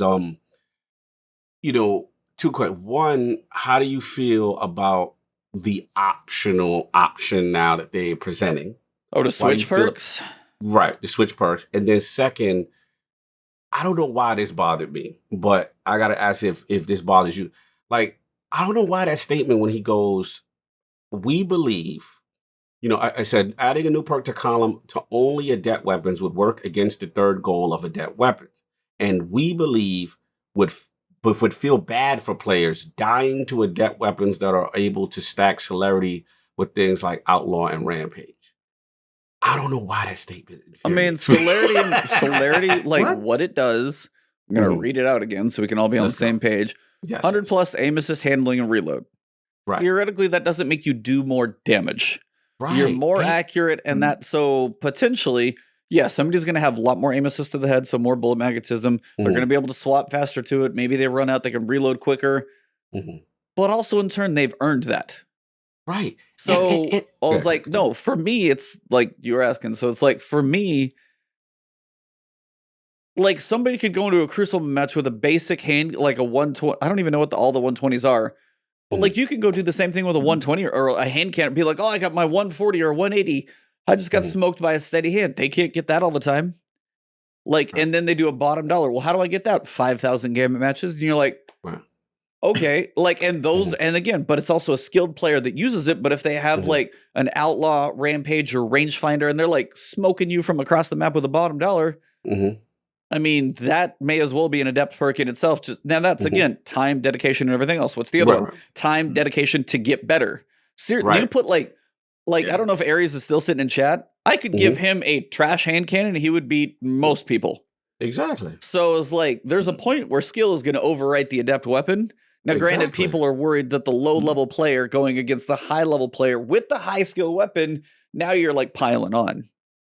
So but you're right. I was like, but in this situation, I'm so furious is because Celerity is literally you benefiting off of major disadvantage. Your team is dead. Right? So that means you're going to be in a 1v2, 1v3 situation. So at best, you may again, skill player going to be nice regardless, right? So at the end of the day, I just feel like why they so want to defend the Celerity guy? Like, I mean, the guys against the Celerity guy, because it's like that scenario is listen, if you get because it's shot, only going to activate if you're the only one alive, and I'm forgetting that too. So if you are in a comp match, you're the skilled player, and you're like, I could actually clutch it up. They actually might. Yeah. But I was like, in turn, I was like, and if that happens, cool. But yeah, it's going to be few and far between, especially on these perks. I'm thinking more like if for future perks, maybe if there's like other stuff. But yeah, specifically for these, as they're only for that dying moment. Yeah, it's like it's not going to come up often. And in that point, the skilled player might have a chance to use it. The average person may not. So I was like, overall, it's they are never going to win all the battles. You could ask them and be like, do we do the casual? Do we help the hardcore? Do we help the middle ground? They're never going to appease everybody. This one, again, it's like, I would love to be around the, conference table or on the whiteboard or in the Zoom call. I'd be kicked out the meeting. They can't have me. No, but that's like, that's like, I would be very curious to hear the back and forth to be like, well, what about this? Well, what about this? Where this is where we settle on. Here's the business case for this. Here's this. Like, we need to help out the casual player because they're a little like they're a bigger piece of our audience outside of the hardcore that is like the vocal minority. All those things go into that discussion. Exactly. But again, when it comes to like the Celerity being in that moment, it doesn't feel like it's specifically these as the last person alive doesn't feel as bad. Same thing with an adept weapon for a Nightfall. It's even dumber. It's PvE only because Bottomless Grief, like if it's not intrinsic, like, hey, you're the last person alive. Dude, my magazine just doubled. I'm still going. I can fight. Like in that moment, that's like, you should be extra powerful. Trials is a different one, but it has the fact that it's both. For Bottomless Grief, kick that thing on. I don't care in PvE. You might actually survive a GM in that crappy moment because you had a couple more bullets to kill that dude. Like, why not? But see, here's the thing. Like I said, like I said, absolutely making sense. When it comes to why do we have to touch Celerity for something that, like you said, you're at a disadvantage. Right. Yeah, for that moment, it's good. Whether you're a skilled player or not, if you're the last person in trials, you have 2 or 3 people, they're picking up their third dude. Yeah. Chances are you're not going to make it. Yeah. You're not going to make it. Actually, it's a great perk to try to at least help, but it's not, listen, we play trials a lot.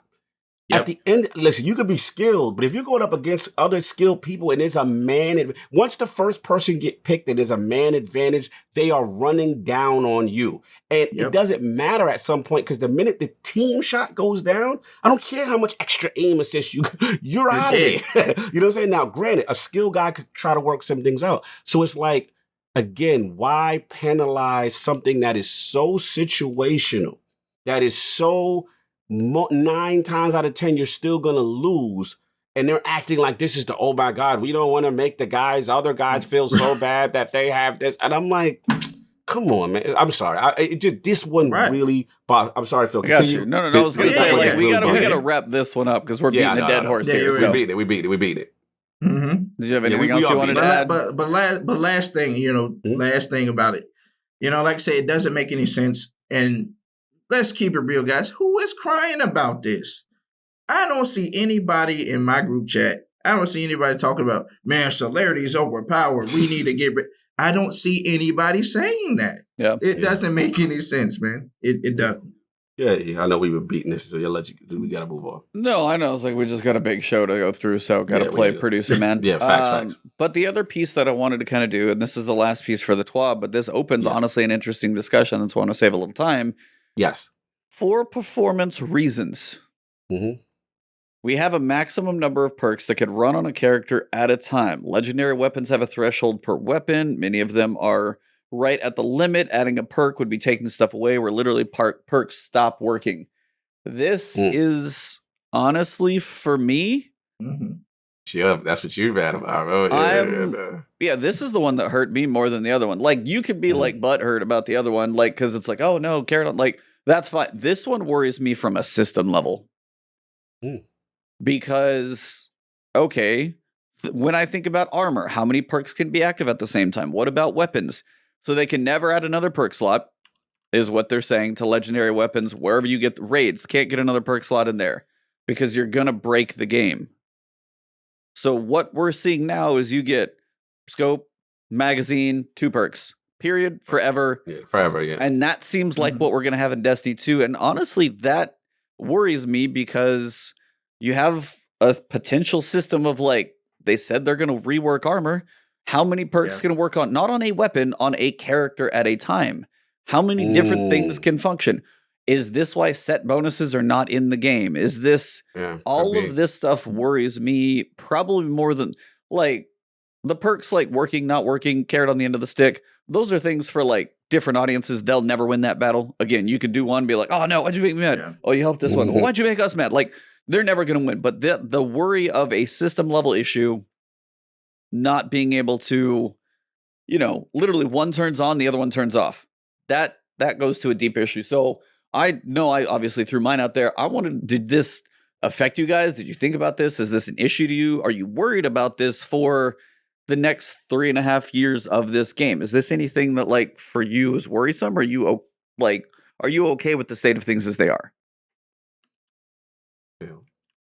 I really do believe that we really do need a kind of a change when it comes to armor set. Because if we're thinking about it, they're introducing different things. Every expansion we get, right? We're getting different mods, but the armor just doesn't feel powerful at all, really. It's like, when I take a look at Outriders, like I said, that's something that we're going to get into, but when I do take a look at Outriders, coming up. I was like, it's the polar opposite. Yeah. It is. Each armor piece that you get in Outriders, they have some type of intrinsic new type of perk that allows you, that will either better your super subclass, your weapon play, and the way you move. The way Destiny has their mods, it's not helping me with my super. Like, granted, okay, yeah, we got exotic armors. Cool. And they do different things. Cool, that's fine. But just regular legendary armors, they're not really helping us against stuff like, okay, we're going into Grandmaster Nightfall. What's going to help? What armor set is going to help me get an advantage over these enemies going forward when it comes to Grandmaster? And saying, oh yeah, we got anti-barrier mods. That's not something that's going to give you a tough armor. Where's the bulletproof chest at? You know, something that is going to give me, you know, an advantage, like resilience. Okay, it's cool that we have resilience in those stats, but they're not really helping. Those don't even mean that much either. I mean, resilience in PvP is a range of like 192 to 202. It's like the tiniest range of PvP, and it's like, can you get 2 or 3 if you have like 0 resilience or a couple, whatever the ask Mercules and the stat guys, like it's a certain number of resilience threshold you need to hit to not get like 2 hit by certain hand cannons. Outside of it, not much changes. There's a couple thresholds for certain weapons, so I'm not saying it's not. In PvE, I couldn't tell you what resilience does to save my life. Like, I never know if, like, hey, do you have high resilience? Like, do you have, like, 100 or 72? I don't know. Does it matter? It doesn't feel like I have a whole lot of damage mitigation or resistance because my resilience is higher. I still get smoked, and this whole thing of not feeling powerful. That's a different thing. But yeah, stats on all this stuff right now for armor, especially, and that's for me was one of my big worries, is because Witch Queen has been mentioned at some point for what's got to be like an armor 3.0. They said, and I'll say this probably way too many podcasts till I see what it's going to be. Keep saying it. I'm going to keep saying it until I know what the hell the changes are going to be. And it's one of those that's like, I would say, let us put on all exotic gear. Apparently, Outsanity, that would break the game. Literally, it would break the game. Literally, they said, like, they're already at the limit right now with one exotic weapon, and the perks between those pieces already break it. So all these little, that's the point to where, how much can they do with armor? That's my worry. Like, how much can they really do with armor if you can't be like, oh man, if you have the Crucible set, you can go in there and you've got, I don't know, you've got an Iron Banner set, you capture points faster. You do, I don't know what the set bonuses are, but apparently none of them will, like, we're at the point where they are going to have to go behind the system code to make things have more variety, more options, more functions, because at this point it seems like it's a limitation. And that's that's just worrisome for me. So that was my line I read. I didn't want to like throw it out there because believe me, they're developing this stuff from home. They're trying to build an expansion from like apartments and Zoom calls and everything else. And what we get is just like this season, they absolutely knocked it out of the park. But for the long term, that's one of those like deeper worries. So that's all I wanted to bring it up for. Great point. I'll just finish off what you said. You know, I'll be honest. I didn't really think about it like that. And I remember when me and you were going in the DMs, you mentioned it, and I was like, okay, you know, but I was like, all right, limitations, okay, at least they're giving the reason or whatever. But then if you think about it, you know, it's kind of what you say. You know, there's a ceiling. There's a ceiling, basically. And basically, they're letting you know that, look, you're not going to get more than that ceiling. And here's the other frustrating part about it is that what's included in that ceiling is also the seasonal mod, right? And the problem is, the seasonal mod is a lot of people don't know how to utilize it. It's not really explained well. Then you have the fact that, again, you know, like Phil said so perfectly, like each legendary doesn't come with its own intrinsic thing to benefit you in some way, right? You're now putting on these mods that now we know have a limit of what you can put in. You know what I mean? That it now it's like, okay, it worries. Yeah, it does. I'm not going to say I'm worried. I'm only worried from the standpoint of how long we are staying with this current iteration of Destiny, right? This engine, no disrespect, it's great. The gunplay is great. We have amazing spy boxes. It looks great. We know that. But from me and you, E, have always preached, at some point, you're going to hit ceiling. We've already seen, content vault. We're going to move this. We got to conserve space, right? Now we're hearing this. So at what point, you know, is something that they can upgrade on the fly to get past this limitation and do an in-game upgrade, so to speak? Or is it what we think you need to make Destiny 3? Yeah, you know what I'm saying? Prescott's saying the same thing in chat. He's like, D2 is working on an old engine. You can patch, you can put other stuff on, you can take stuff out of the game, you can polish it up for the new one. But still, the DNA of this game is based in something that is going to be really hard for them to move and change. They can't just be like, hey, UE5, when it comes out, switch it over. Right. Because I was like, no, let's just go. Continue. No, continue. I'll let you. I was just going to say, like, UE5, like, part of, I think, their fear of that, and we've said it before, is their gunplay. They have it working in this engine, and I know they're afraid to lose that.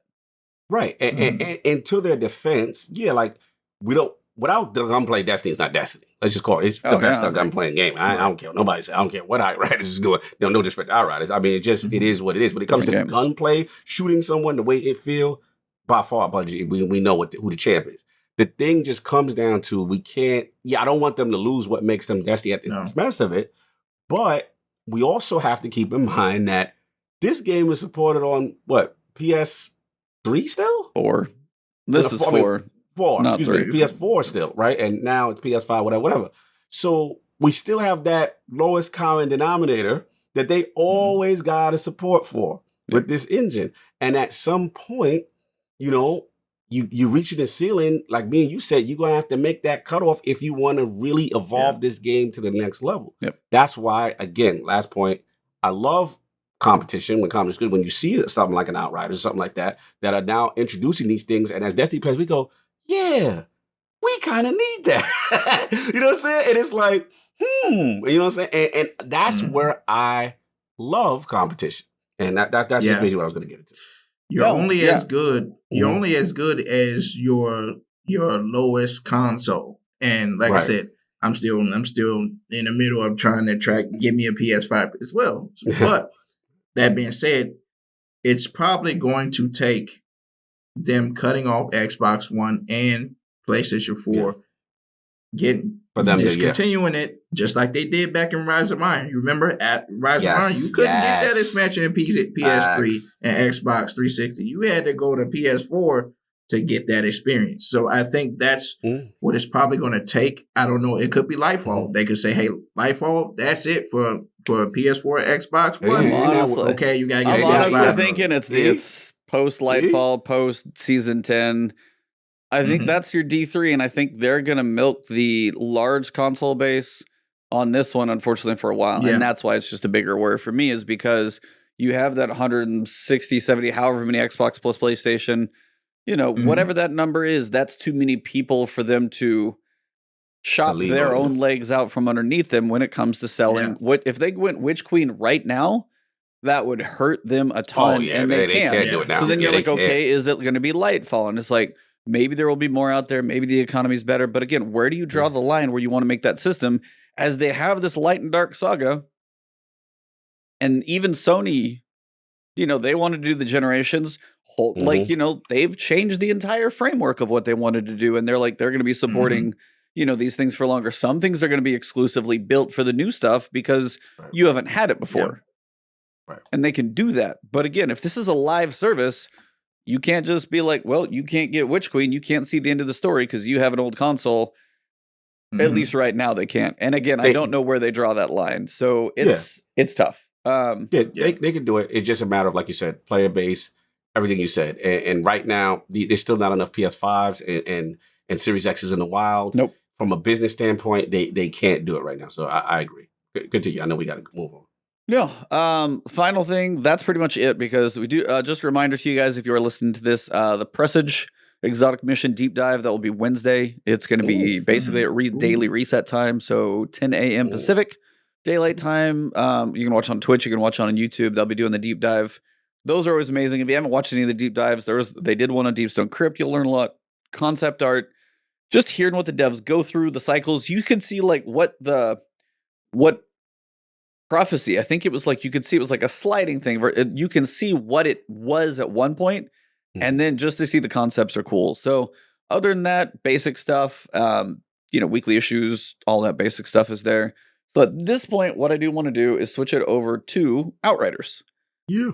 So for all of us that have played it, some are farther than others, but we've all played a different amount of time in there. Before I go into mine, I just want to see where you guys at. And again, depending on who's listening, who hasn't even picked it up yet, who may be on the fence, how far do you guys feel you're in the game? You guys could probably tell me like a biome that you're in, and I can tell you, but where do you guys think you're at so far? And high level, and then I'm going to start diving deeper and deeper. Phil? Well, so I got a chance to, like I said, Friday, I got a chance to jump in and play it. Like I said, right now I'm level, 8? I'm level 8 right now. So I'm still young in the game. But so far, man, I'm really loving not only, just the scenery of the game, but the feel. It kind of gives me that you know how Mass Effect play, right? Yeah. The Mass Effect's third person. Yes. And, you kind of get that feel. Good comparison. Yep. Very good comparison. So for me, that's something that's like, oh yeah, that drew me in right then. And then the subclasses, finally getting the subclasses. One, I'm on the Trickster. I love that. Okay. Nice. That being able to just teleport behind people, like they're sitting there shooting, like, oh, where'd he go? Pop, you're dead. I love the feel of the game, and then the loot.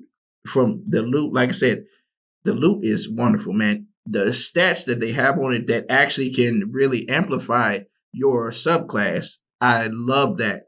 Armor, solid. The guns, I like the guns too. They don't feel like Destiny, but they're good. I like them. Yeah. They're really good. I really enjoy that. And the story and where they're taking the story, you're waking up, it's kind of like a Captain America thing. Like where, okay, you waking up, okay, this happened. What I gotta get myself back in the world. Yep. Yeah. Uh-huh. What about you? That. What's your high level? What's your high level world right now? Where are you at? I think I'm like a level 14. Okay. I think I'm like world tier 6 or 7 or something. Mm-hmm. Played it with 2 friends who are ahead of me. One thing I like is that quality. This is the main theme I like. Quality of life. Yes. Outstanding. They've thought of a lot of things that really, when I'm playing with people who are higher level that came to play with me, they were still benefiting. The world tier system is really cool because I like how that scales up and down. That part is dope. I found my legs with techno. Techno really spoke to me. And what's crazy in games, I a guy that picks like a sniper class, so to speak. I started speccing my builds towards sniper weapons and powerful You went up top? armor. Okay. Yeah, I went top, but I went a little bit on bottom for a couple of skills that I liked. You know what I'm saying? So I'm like a mix. I can honestly tell you won't want to do that. Okay. You know, I'm learning. You're ahead of me, so the main reason you have 20 total skill points. To get to the end of one of the trees, you're going to use most the of whole those. thing. So okay, gotcha. So I'm glad you told me. You can usually get like deep into the tree, maybe 1 or 2 of the offshoots, and you might have like 2 or 3 to like grab a little extra health or a little extra non power. But your focus is beneficial usually in that final couple perks. I'm glad you told me. I didn't know that. But again, this is the beauty of Outriders, what you're just saying. Yep. This is the first game I have seen, and I played a lot of skill-based games where you can reset without penalty. I know. Exactly. Unlike a game that we love with an artifact that we have that certain glimmer prices keep doubling and tripling. And you can't even unlock it all because they're already limited in that slot. It costs 6 energy. You can't overdo. They made sure you can't overdo it anyway. Yes. What I realized, like, something is simple. Shout out to my man Kaibatsu. Kaibatsu, we always go at him. He's like my he's my UI quality life connoisseur. And when Destiny does something stupid, I have to hear about this for hours about how this is terrible and what the hell, Bungie. And playing Outriders for now, 2 days or whatever it's been, I have to admit there is something refreshing about hitting mark on all the whites and the blues and hitting delete all. There is something refreshing about killing enemies on the battlefield and having my thing spec'd where all I got to do is press down on the D-pad and I don't even have to go to the loot. The loot comes to me. Oh, the auto loot? Oh my God. That is amazing. Like the theme with, listen, it still has its flaws, minor nitpicks that I like. Does, I admit I am not that much of a fan of the story. I think the story's stupid, but that's just me. You know what I'm saying? However, Mylan game saved me because I got to a certain section where it was hilarious what happened and the game didn't even take itself seriously. So I said, okay, you know what? You're not taking it seriously. I'm not going to take it as seriously. I'm going to bring my levels down on the story and just have fun. Because the gameplay, the moment-to-moment gameplay is super refreshing. And the last point is, I think you nailed it, man. Like, now I got the appreciation of why E feels so crazy the way he does about armor. Because I'm sitting there every encounter, right? I stop. All right, let's see what we got. We go, oh, these boots do that with this skill? Oh, I could do, and then you just start having these fun concoctions and you can't wait. And then the addiction starts and you're like, yo, this is so fucking fun. And then it's like, you got the language. No, I never hear that out of you. I was like, I was having fun. Whoa. I got the, I love it. Keep going. What is it? The weapons of the techno one that give you the one that give you the Terminator one? Like Tools of Destruction. Yeah. And then I get Tools of Destruction like that. And I'm like, yo, okay. And I'm figuring out builds. And then I'm stacking toxic weapons with this. And there's just a lot of concoctions. Listen, does the game have some flaws? Yeah, there's too much. There's loading for everything. God damn, you want to go over that bridge, you got to load, jump over the bridge. You're going to want an SSD for this game. Oh, God, you want SSD. You want to, you got to do all this extra stuff. And I get it. Look, they're working out the kinks for certain things. I will say this, though. My main complaint at first also was graphics, right? And I was like, graphic models, I don't know about them face models looking very PS3-ish with your hair looking PS3-ish. But when it comes to the world, once I got out of the initial camp, which was everything was brown. I'm like, it didn't look pretty. That's honestly, the demo doesn't do it justice. Right. Now, when you get the car and you go out in the world, that's what and I see, and you look at the car, and you're out in the field. It's beautiful. When you get to the snow part, and then the thing I like, and this is the ultimate indictment on Division. This is where Outriders is really going to smack Division. Sorry, Division lovers, I got to get you. The problem with Division is shooting the dude with the hoodie 50 times, right? It doesn't feel. See, where they got the Destiny with the monsters. And they got the big beefy guys, the AI of the enemy Dude, the bum rush melee you. guys. Oh, they Dude, get if you bro. are looking near a melee guy, tuck and roll. Like, yes, those melee yes. guys are legit, They especially bring as fear. as When they run squishy down and as with the- squishy as my build is. I'm terrified of them. Oh Yes. God, am I ever? Bro, and the thing that Destiny does well that they've learned is Destiny has great boss and kind of, you know, we have our issues with the way they you know, power gate some of it, they damage check some of us now. We know that. But what makes a looter shooter fun is when you're fighting like that big, you know, spot, like these impossible larger than life things.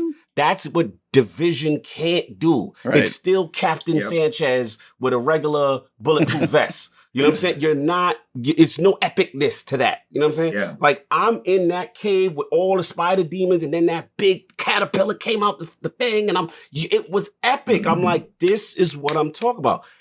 I ain't gonna lie. Yeah, I gotta say it now, so you hear it. Oh, you're fine. The foundation is strong. Yeah. Destiny better pay attention. I've never said this in a while. I'm just gonna say this. I'm never in my mouth gonna say Destiny kill. We ain't doing that. We know Destiny is Destiny, and they're gonna do what they gotta do. But they're gonna be pushed if this company stays on course, stays with the updates, does what they have to do. They've got the basic gameplay down. They've got the system down. And they look like they got a lot of legs, man. I mean, I was I cannot believe I was liking it. You remember how hard I was on it in my first impression? I know, absolutely, yeah. So, like, I cannot believe how much fun. I can't wait to get off this podcast, go back. Like, that's where I'm at. I'm like, he's like, yo, Phil, you got to hurry up with your talking because I got to get, I already know the face. I seen the face because I know the face. I know that's my brother. I'm like, yo, I want to get back to play. That's how much fun. And the last thing I'll say is on content. Remember, this is a looter shooter square second. Yeah, no doubt. I feel it's like Avengers. Yes, obviously. Like, I mean, but again, like, shout out to People Can Fly. Yes, they have learned the lessons. They did the research. They didn't try to put themselves in live service. They put themselves in this nice box.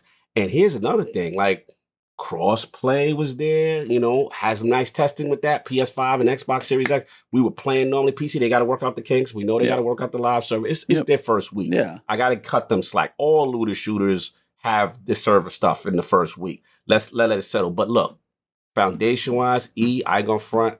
I was like, just capping. I really thought you was capping. I was like, he the ambassador. They Square Enix gave him a robe. They got him. You know, they got him. But I'm joking. You know, I know they didn't do that to you.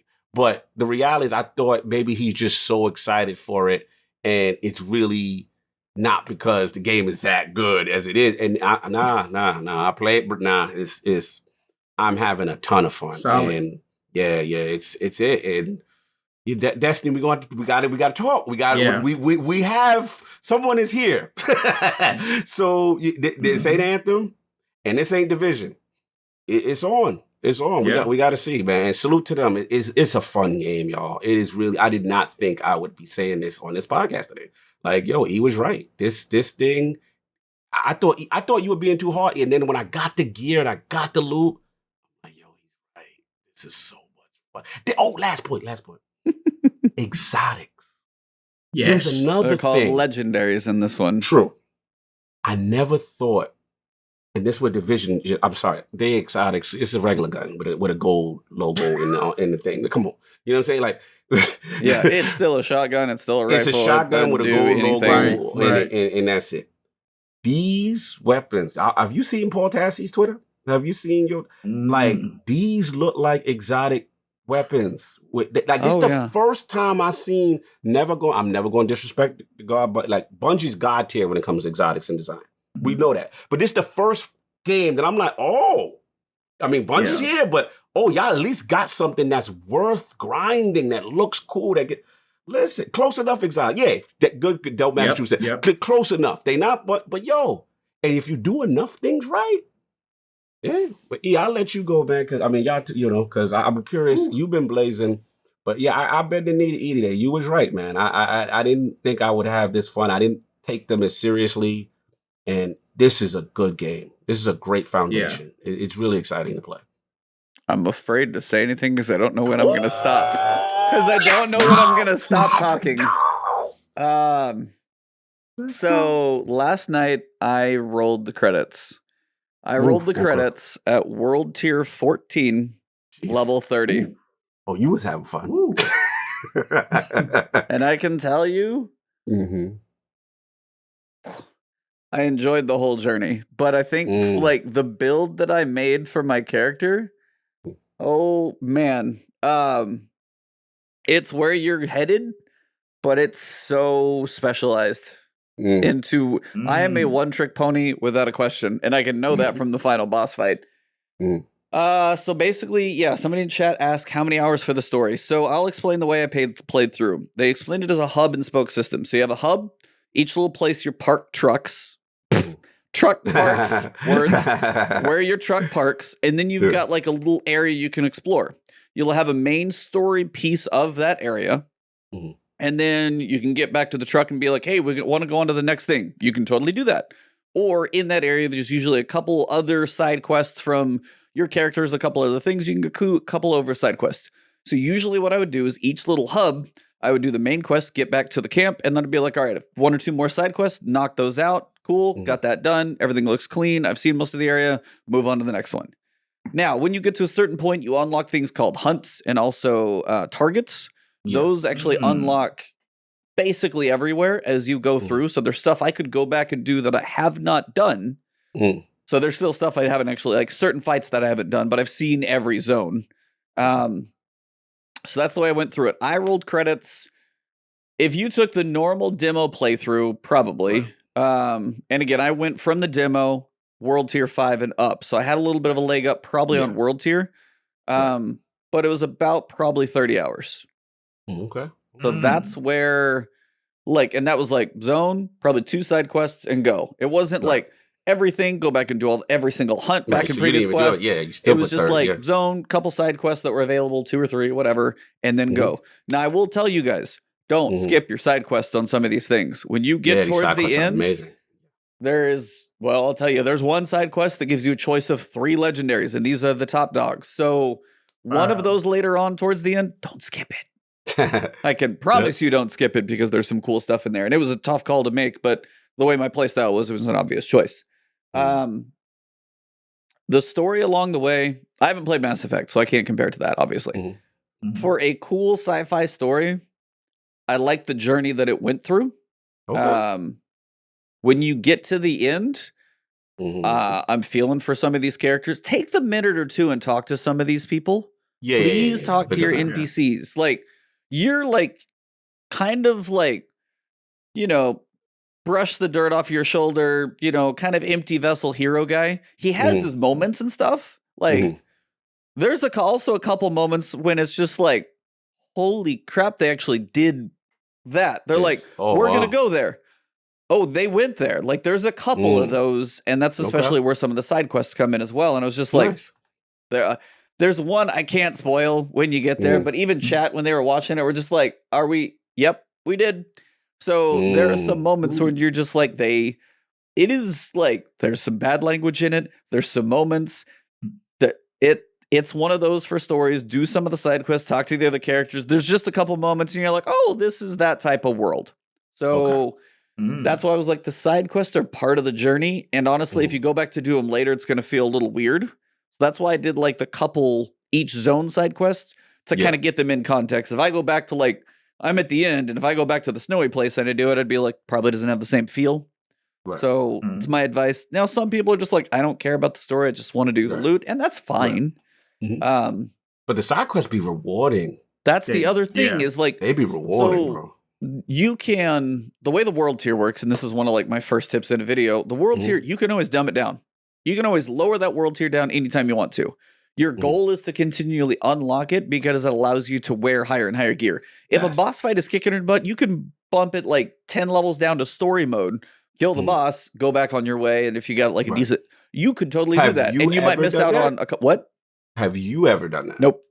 Yeah, because you left it, right? Okay. I left it auto, and it's an auto thing. You could honestly play through the whole thing on story, which is everything is 2 levels below you, play through the entire campaign, and you'd still see it all. Question. Did you ever, because from my understanding, the way the world tier works is it kind of assesses you as you go. So have you ever been in a situation where you were getting like your behind whip, and they were like, "Yo, will you think about going back down ever? Did it ever happen to you?" Because I heard that could happen in the game. Oh, it can. Yeah. Okay. I mean, Wow. there I was mean, like you're there were a couple. but I just had to ask. No, there were a couple times I was like, dude, I am getting my butt royally kicked right now. Like, Okay. and it's also the way my build is set up. I'm kind of squishy, but I'm also ultra power. I'm a glass cannon. The way I'm currently set up. I got you. Yeah. So it's part of my build, but I was like, if I can get this down, I know I'm pumping out a lot of damage. I just gotta, get a better dodge, learn the moves a little bit more, and a little bit of Dark Souls. Like some of the fights are like a little crazy. There were some boss glitches. Some of the moves, I'm not like, it's not perfect by any means, but I didn't turn it down because I liked the challenge and I was able to overcome it. Now, I do want to go play the other classes and see how they feel in the same way, because I'm very curious of certain builds. Now, there's so many mods, you're probably going to be able to make some successful, but I'm just still very curious because I put out so much damage. But I'm pretty squishy. If 2 or 3 things surround me and one guy jumps at me, I can die pretty fast. But I'm also able to keep a lot of things at bay because I'll tell you guys, when I make this video, it's an infinite ammo, just absolute monster crit build. Wow. I don't have to reload. Oh my God.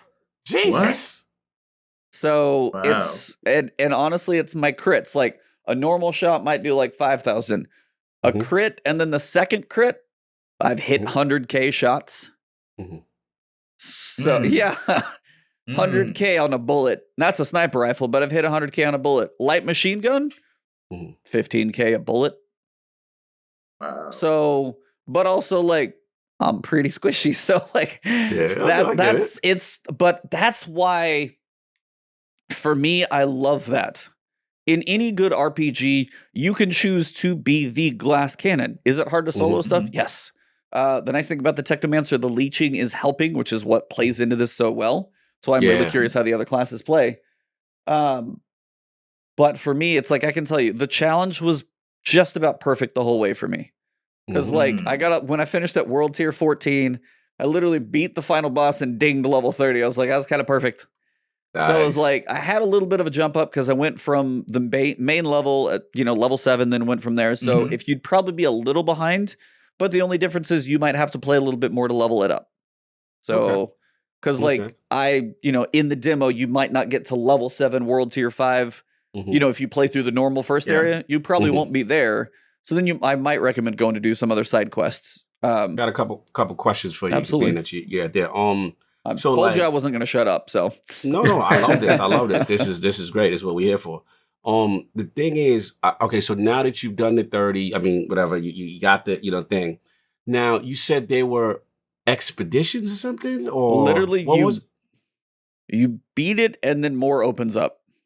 Wow. Okay. Now is the more? Now here's the magic question, because I know we're in the honeymoon phase, right? And this is where a lot of the Destiny killers, not that Outriders came out, they said they were their own lane.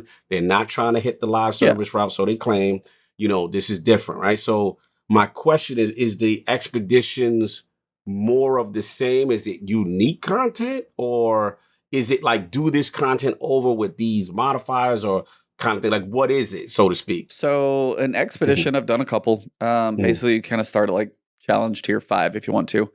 The idea is they're timed. Okay. So first, it's a timed thing. You can choose your difficulty level.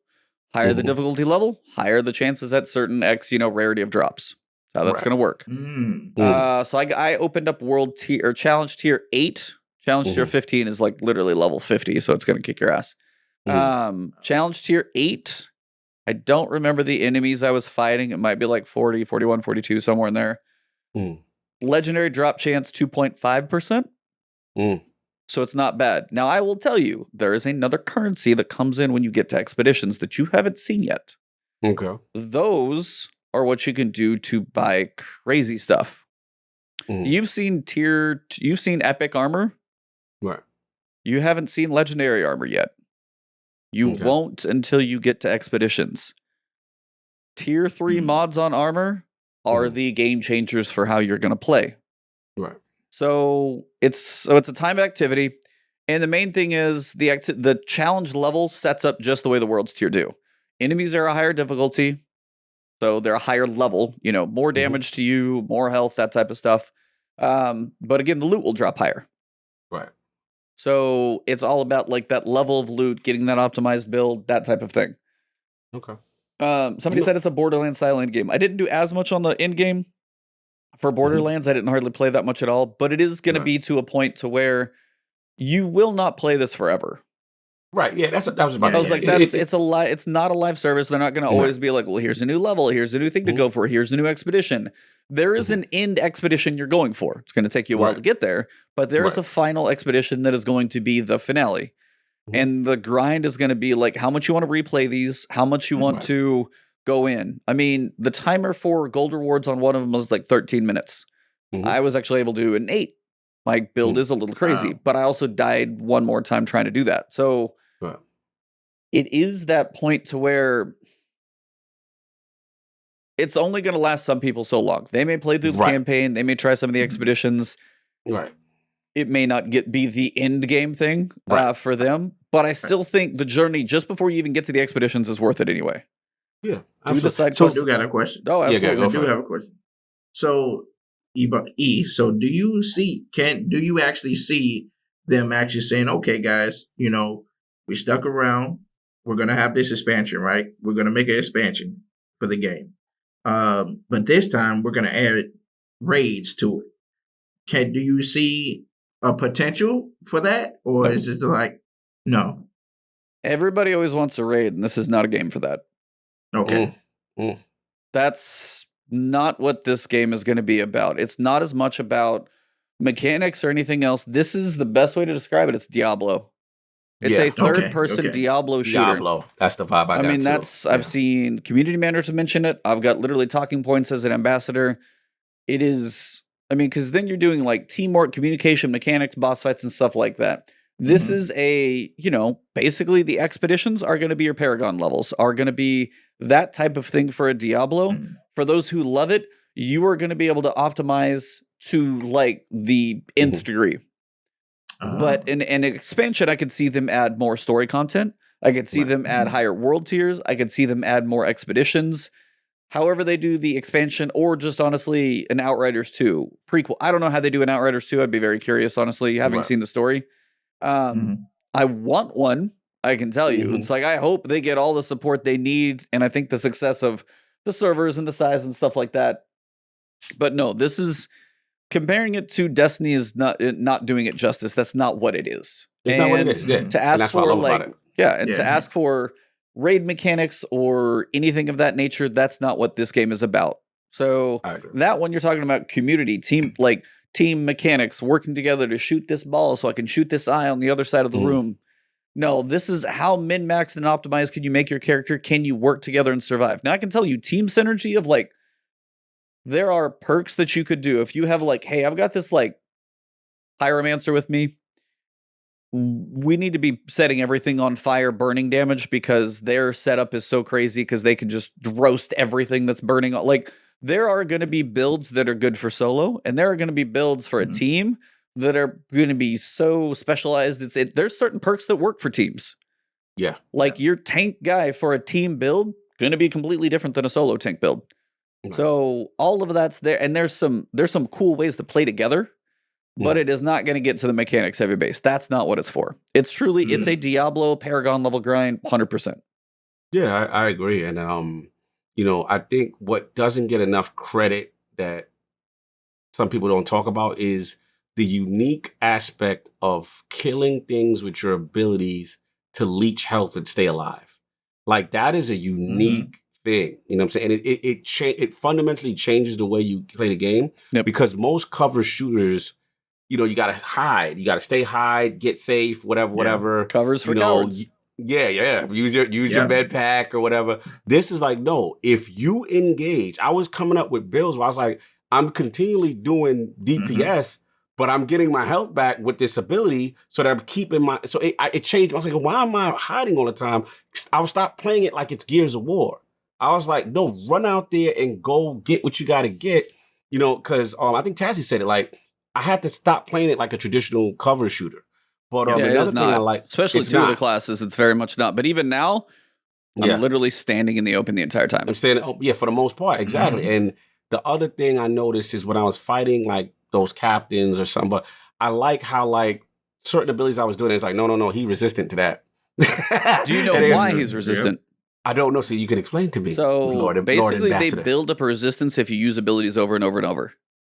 Really? So there's an icon. It looks almost like the recycle triple arrow thing. Yeah. That little icon, when it hits a point of you've triggered it, you're not going to affect them with that ability until that cooldown is done. So if you see their bar charge, you see they're like, hey, I'm going to do this ability. Certain classes have interrupts, and it literally says it in the skill tree. You can stop that ability. Now, granted, on the other side, if I just hit some guy with like 4 shrapnel bombs, which is one of the Technomancer's abilities, if I hit him 4 times, he's going to have a resistance to that, and then he's going to be able to cast it and not be interrupted because I over-abused it. So it's planning and how to use your interrupts on certain big enemies to make sure you save the interrupt for the right time. Did not know that. I didn't know that spamming the abilities actually is to your detriment. I didn't it's realize to a point. Like, yeah, there's certain ones you can, certain ones you can't. But your interrupt specifically, those are ones, and maybe they're just like resistant to your type of abilities. Like, right. I mean, but this is another thing about my build. I'm not even worried about that. Doesn't matter. That's how stupidly powerful I am. But that's, again, why I really want to play another class, and I'm going to go Devastator, just to be the polar opposite of mine, just to feel it different. But there are, the auto loot is amazing. Yes. That's like, basically the way auto loot says, like, you can hit a button. If you die, if you leave the area, it's going to pick up everything you dropped at a certain level. If you don't want to see a blue ever again in your life, which I'm probably at that point now, unless I just want to sell it for scrap. By the way, sell your stuff for scrap and build it up. It's a good idea, but that's a whole. Yeah, I learned that. I have a couple videos I want to make. I just don't know what order to put them out in. But when you go into the auto loot, you're like, I only want to see purples. It's all you're ever going to see. Your inventory is not going to fill up with blues anymore. You're only going to get the purples, and you can choose to never see a blue in your inventory ever again. Destiny, come on. Yeah, get on that. That's kind of nice. Yeah. It's kind of nice, isn't it? Huh? I know the feeling. The mark all. The first time I clicked that, I was like, "Holy crap! Where's this been all my life?" I was like, "This is amazing!" I was like, "I lost it." I was so enamored with that. I was like, "It's the greatest!" Like, yeah, man. Listen, I agree. I think you nailed all the points. I think it's not trying to be Destiny. It's definitely more Diablo.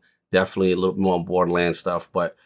It just, they got a lot of potential, a foundation, and whether it be, I'm with you, Phil. Like, I don't know if they're gonna listen, if they even thought about doing the endgame stuff with Raid, that they know we really talking in trouble. But I don't think they're trying to do that. I think what E said is right. I think they know what they are, and if they are content to bring out expansions with more story content or more levels and stuff like that. Oh, you add a 5th class?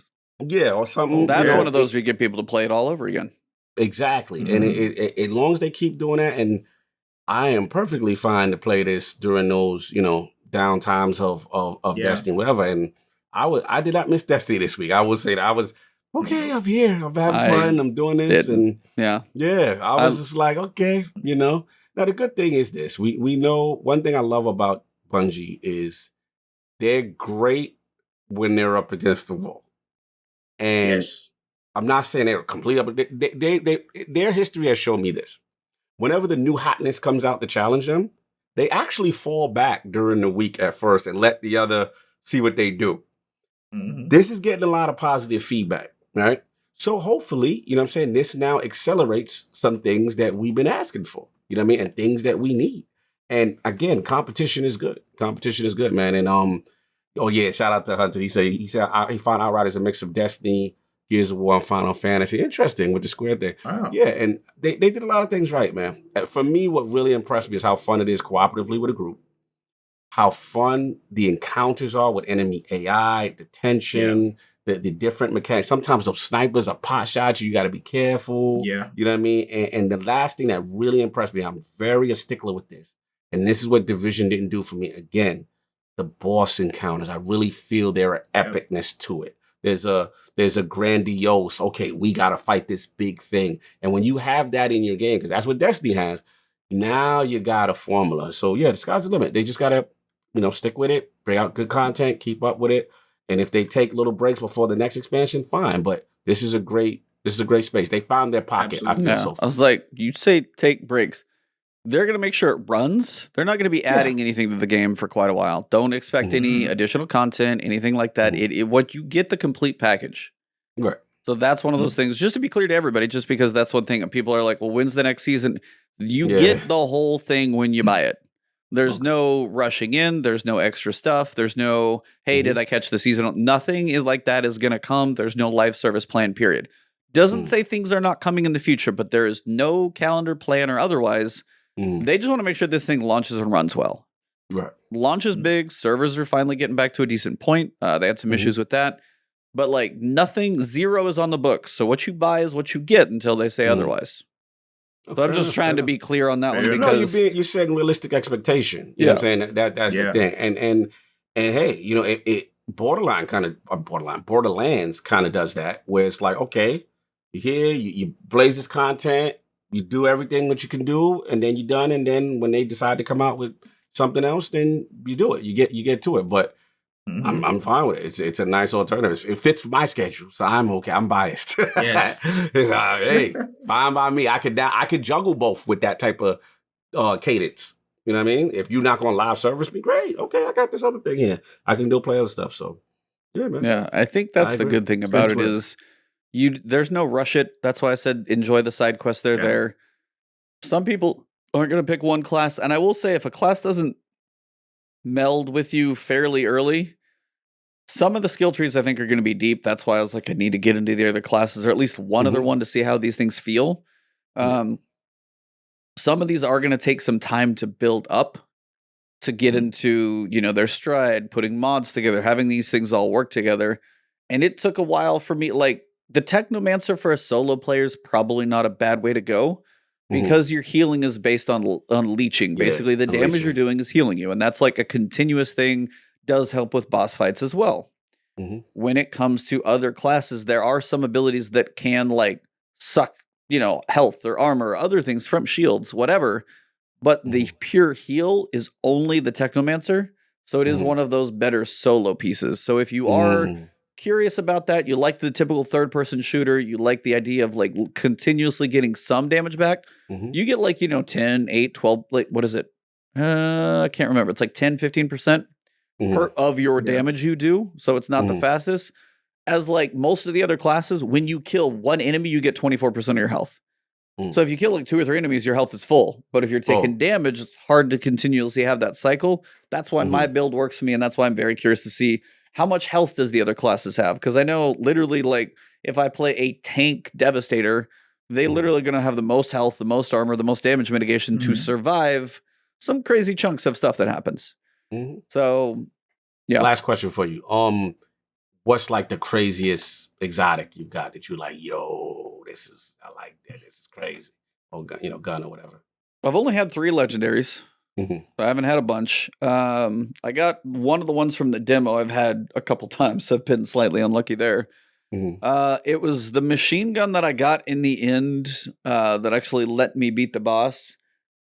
And it was literally, I had like the world tier rewards, like 12, 13, 14, 15 are legendary weapons. So like you pick, you're going to get a legendary. You're going to get one guaranteed. I literally got a light machine gun and I couldn't go back and change a mod out. I pulled the light machine gun and that's actually what let me beat the game.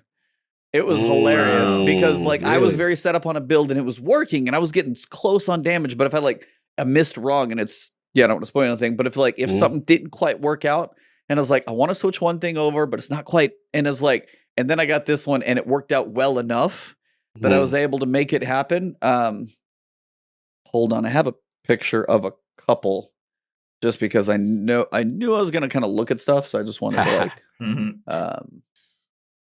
so there's a couple options too. And some of these just sound crazy. So some of these are level 45 and I can't even buy them yet. So I'll spoil a little bit. But for a 45 weapon, which is not the cap, by the way. So one's called the Juggler. It's an assault rifle, and it's a tier 3 mod. The first shot after reloading becomes an anomaly projectile, dealing 76,000 damage in a 5-meter radius. So somebody basically described it as after you reload, your first projectile basically becomes a mountaintop shot. That's like, I was like, that's not bad. Not Not bad. bad. So, and this is like this is the vendor I got to, and I was like, when you start doing some of these crazy things, you're able to, like, the expeditions build a currency. I could buy some of these if I build up enough expedition currency, but there's only like 3 or 4 in his rotation, so they don't come up that often. Another one, and this is specifically where builds come in. So there's like ashen bullets. You can shoot an enemy and turn them into ash, and they like freeze in place. It's one you may see at a low level. Ultimate ashen bullets can happen every second. Oh, wow. And what you can do as a pyroman, and this is where, like, when you fall into the rabbit hole of a build, it gets a little insane. So I'll just take this one for example. The way a pyromancer works is if you do a skill damage to an enemy, you mark them. When they're marked, if they die, you get healed. That's how you stay alive. There's a mod somewhere on one of the armor mods that can take your ability, and then you have so when you mark them, multiple things. That's how you get health. Then a lot of the pyromancer, it's fire. So you're burning a lot of enemies with most of the things you do. When anything is burning, there you have one ability called overheat. Basically, it's like picture overheating. It's like they're alive and you like overcook them. You basically just like incinerate them. You do a crazy boost in damage. So and you can do that to a huge, like almost a whole combat arena. It doesn't have much of a range. Normally, that will like consume the burn debuff. And then that will cause like the 10, 20x crazy damage number you're going to get. So take this gun, the Wicker. Ultimate ashen bullets inflicts every 1 second. So submachine gun, you can just spray and pray. Right. If you inflict ash on most of those enemies and it hangs out for a while, and then say your build makes ash last longer, you can do this to more things. And then you have an armor mod where instead of consuming the burn, you consume ash to have overheat go into effect. That's crazy. So you can literally freeze everybody in place. They're frozen. And then now your overheat, which you can get your cooldowns crazy low. And now that all the enemies you just locked in place. That's like one thing. Like, and that's not even like the optimization of all the stuff that's going to go into it. So, and the same thing, bleed's going to work the same way for a devastator. And one of the perks, honestly, it's a tier 2 perk, and it's what goes into the build. Critical Celerity. Honestly, that's the line of the night right there. I can't finish. That's the line of the night. No, oh god. R.I.P. for the homie. You know Seriously. what I'm saying? But after you see what some of these perks can do, you're like, the perks on Destiny weapons are so tame. It's too powerful. We have to. Yeah, and you see this stuff, and you're like, oh my god. They're different games. But like these perks are so much fun. But there is a perk. Critical shots do not consume ammo.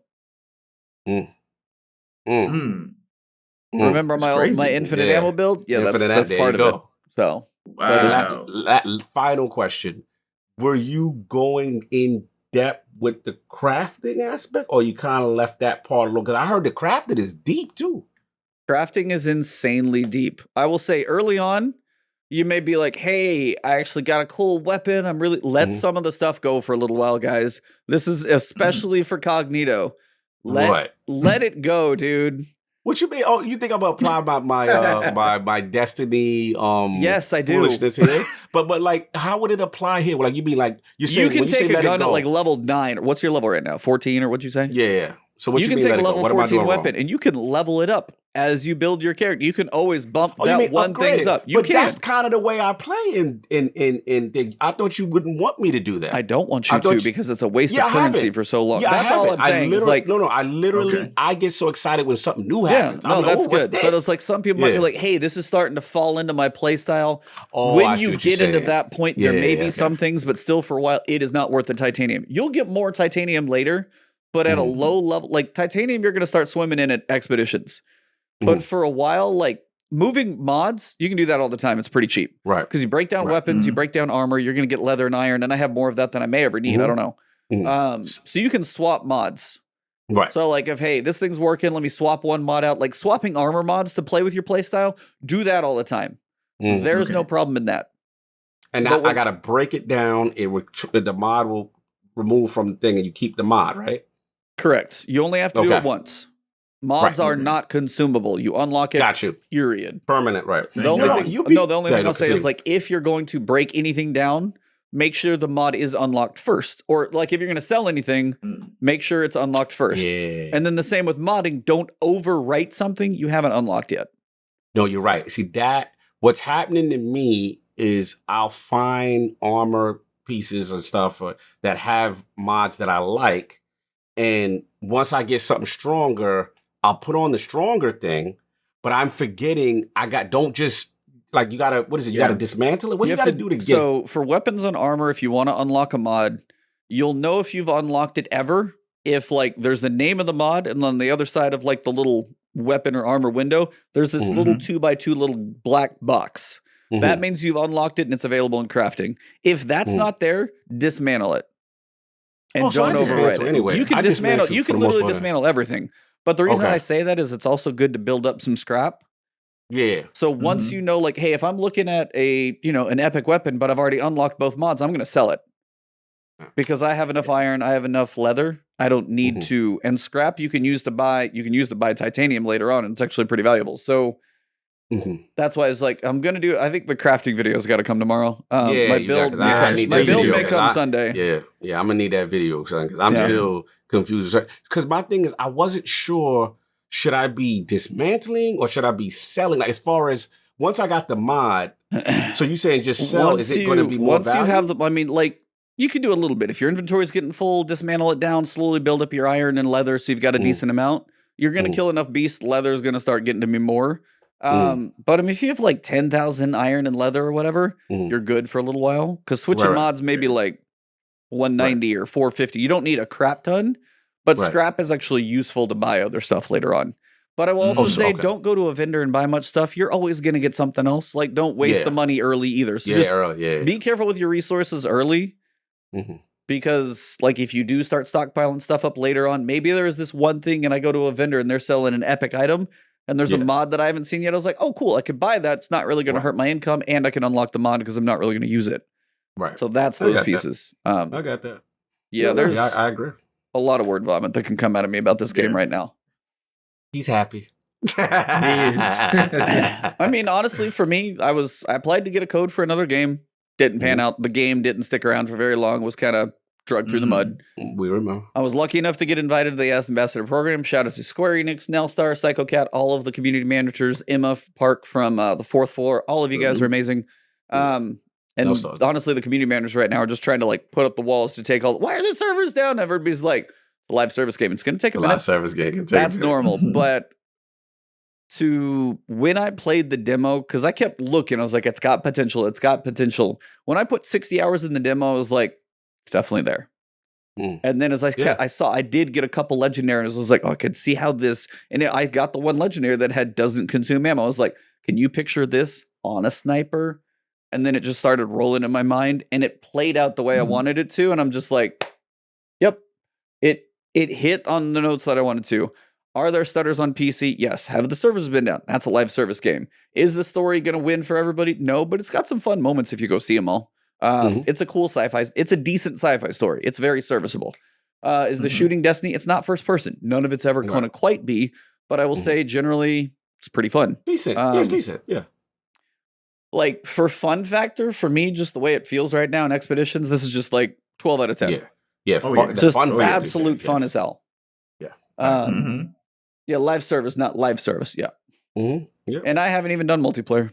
So and that's where the most fun is. I'm telling you, bro. So, when I was playing with guys that they were playing, so they were like, "Yo, this encounter feels so different now that it scales because of the thing. Yeah, it scales, and they do a good job. Most games not necessarily get that part down either. And it seems that they did a good job. They did a good job so far, man. I agree. I think you were on to something. I'm glad to see it be received generally well. It's not perfect. It has some 6 glitches. You know, you can see some of the like. It's just like, how much do you care about certain things when the gunplay and armor and weapons and the combat is what wins the game? Yes. Are there things in other places? Yes. I'm not going to say it's perfect.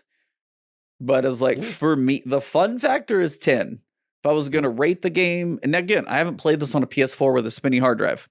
Right. I don't know what that would be like. No, I know what that is. Don't. I can tell you what that is because shout out. I hate to console shame a couple of brothers of mine, but I was playing my boy Reeves and my boy Demon, and one is on a Xbox. I'm on a Series X. One is on a One X, and one is on a VCR Xbox. A one. Yeah, what I've got upstairs, that's my media player. Yeah. Right. Now, what I noticed is when I host, like, you know, when you go in between areas, Yep. my joint will go boom, 80% and stop. Wait on them. Waiting on them.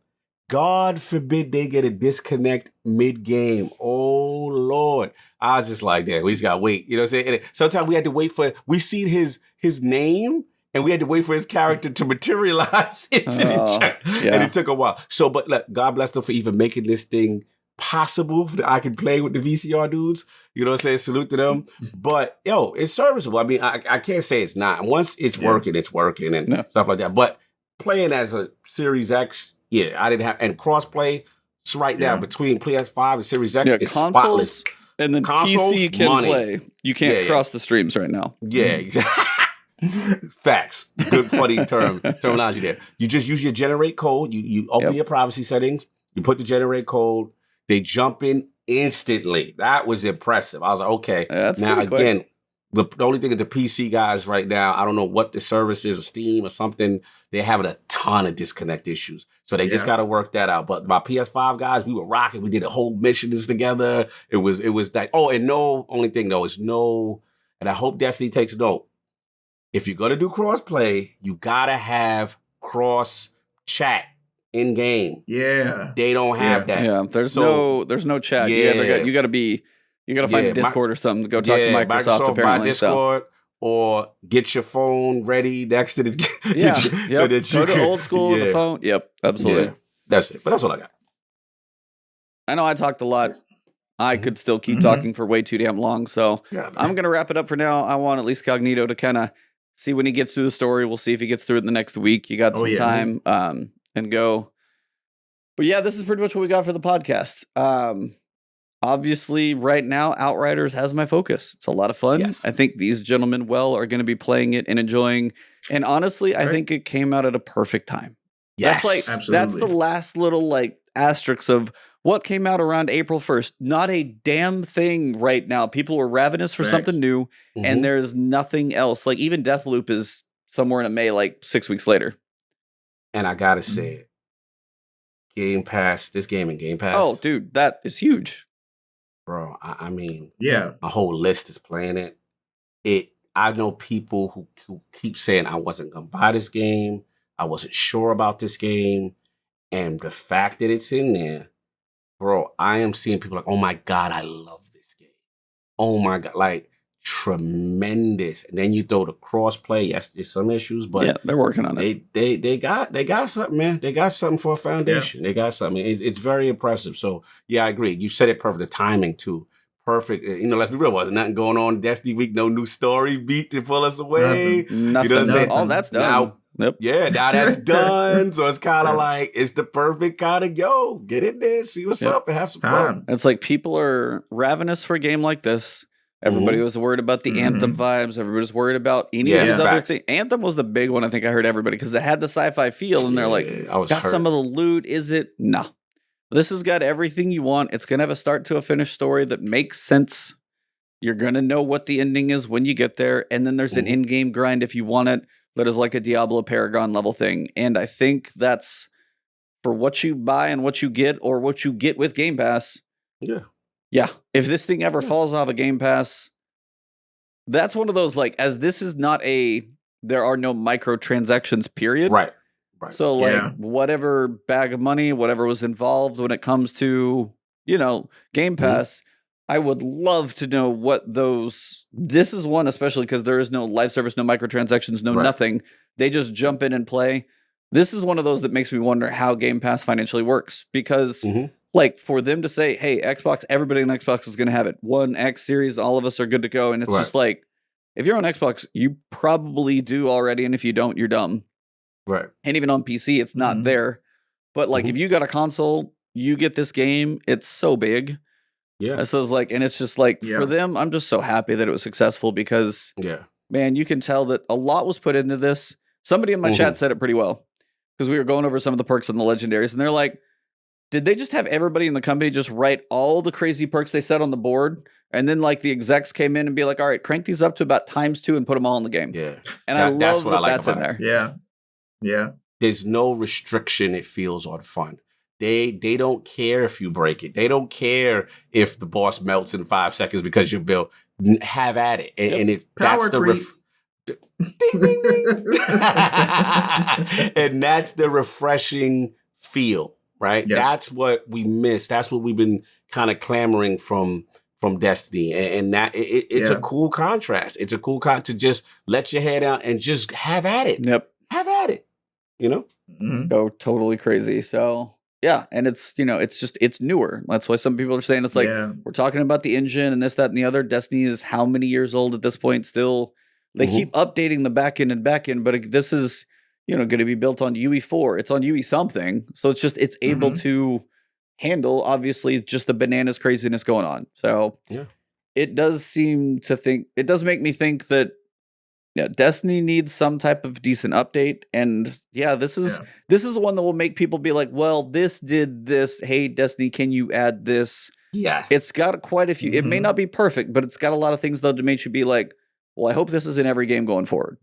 Right. And like I said, we all agree, competition. This is where it puts pressure on things we love to actually, you know what I'm saying, improve. And now there's a quality of life. There's a UI. There's that fun factor of just going all out and not worrying about, you know, these power creep stuff like Phil said. You know what I'm saying? And just listen, we gonna see. This is good. I love stuff like that. Competition is always good.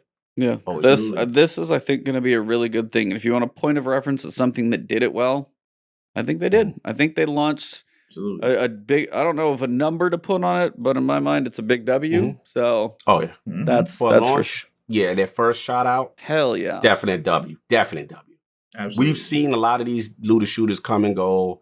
And no, this is a strong foundation start. Good for them. Yep. That's about all I got. Philip, thank you, man, for coming on. I know I probably hogged the show here at the end for Outriders. That's my bad. We loved it. You got the hours, brother. But I love taking notes.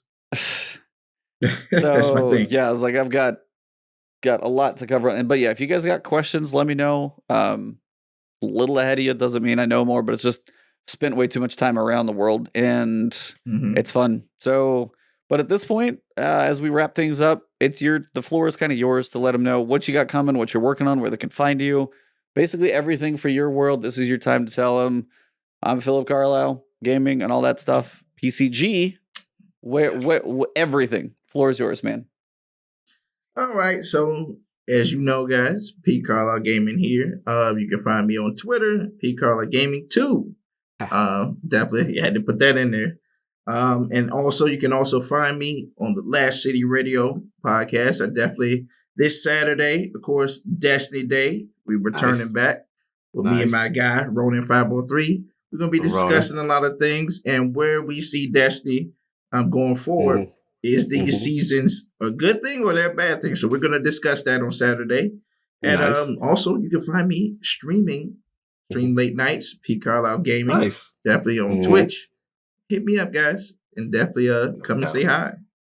Salute, man. Salute to you, brother. As we see E do these outstanding, well-formed sit-ups. So we gotta shout that out. We cannot not acknowledge this greatness that is going on with form and function. Look, he's been playing a lot of Outriders. He got to work this off. Oh, he got to work it. So good shout out to my boy working out. But yo, P, man, thanks you for pulling up, man. You know, I'm a huge fan of you. I think you got a lot of potential. I think you're one of the positive guys in the community. And I'm always going to root for guys like you to succeed. That's doing it the right way, not through negativity.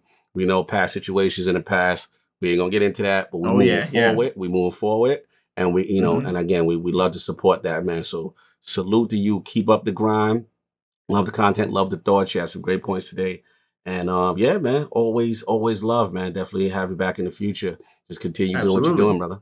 You know what I'm saying? But you know, meet Lord Cognito. You already know the deal. On Twitter and Iron Lord Podcast. No Iron Lord Podcast this Sunday. I normally give away the last word who we're gonna have. I can't in this situation because it's a really big secret.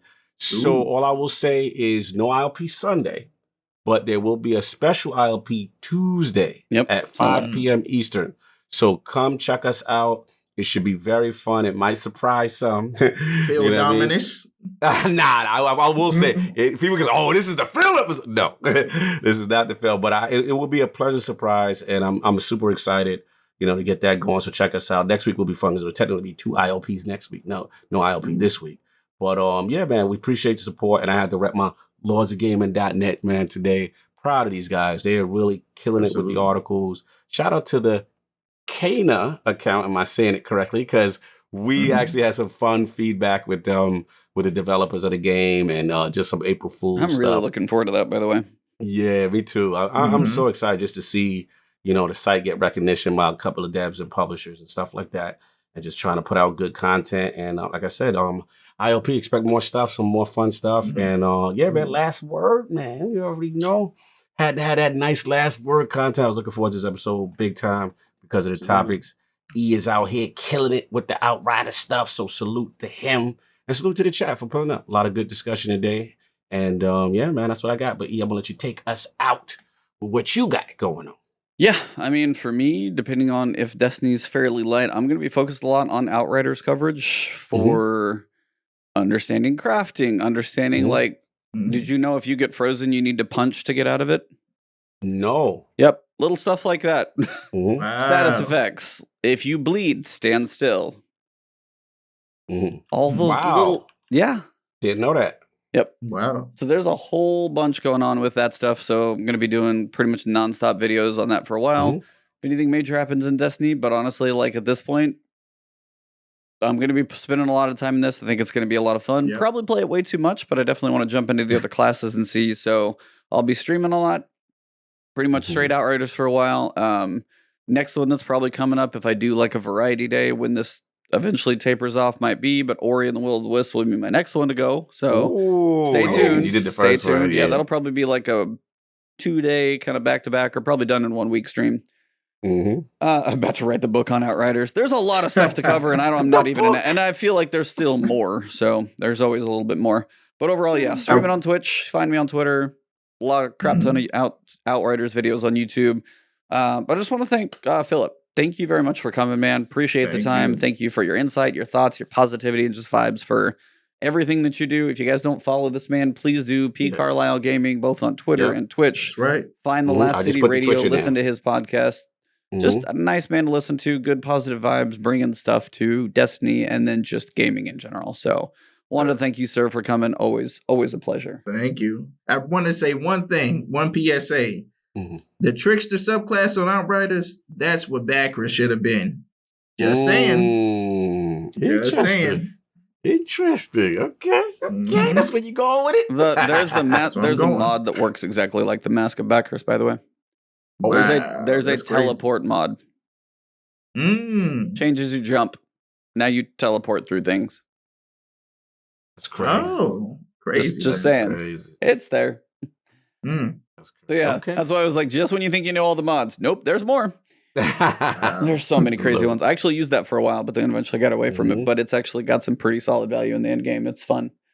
But yeah, for this episode, we know it's been a long one, but Outriders definitely had a pretty deep talk. Sorry, I kind of stole the table there for a bit. But thank you guys. Stop thank apologizing you all. with your great information. Oh, yeah, absolutely. This is what I wanted to hear. Yeah, this was great. We needed that. But for today, April 2nd, no longer April Fool's, so you can take this one seriously. Episode number 143. We're getting up there. Thank you guys very much. It's been an awesome one. And for this episode, it has been the last word. Last word.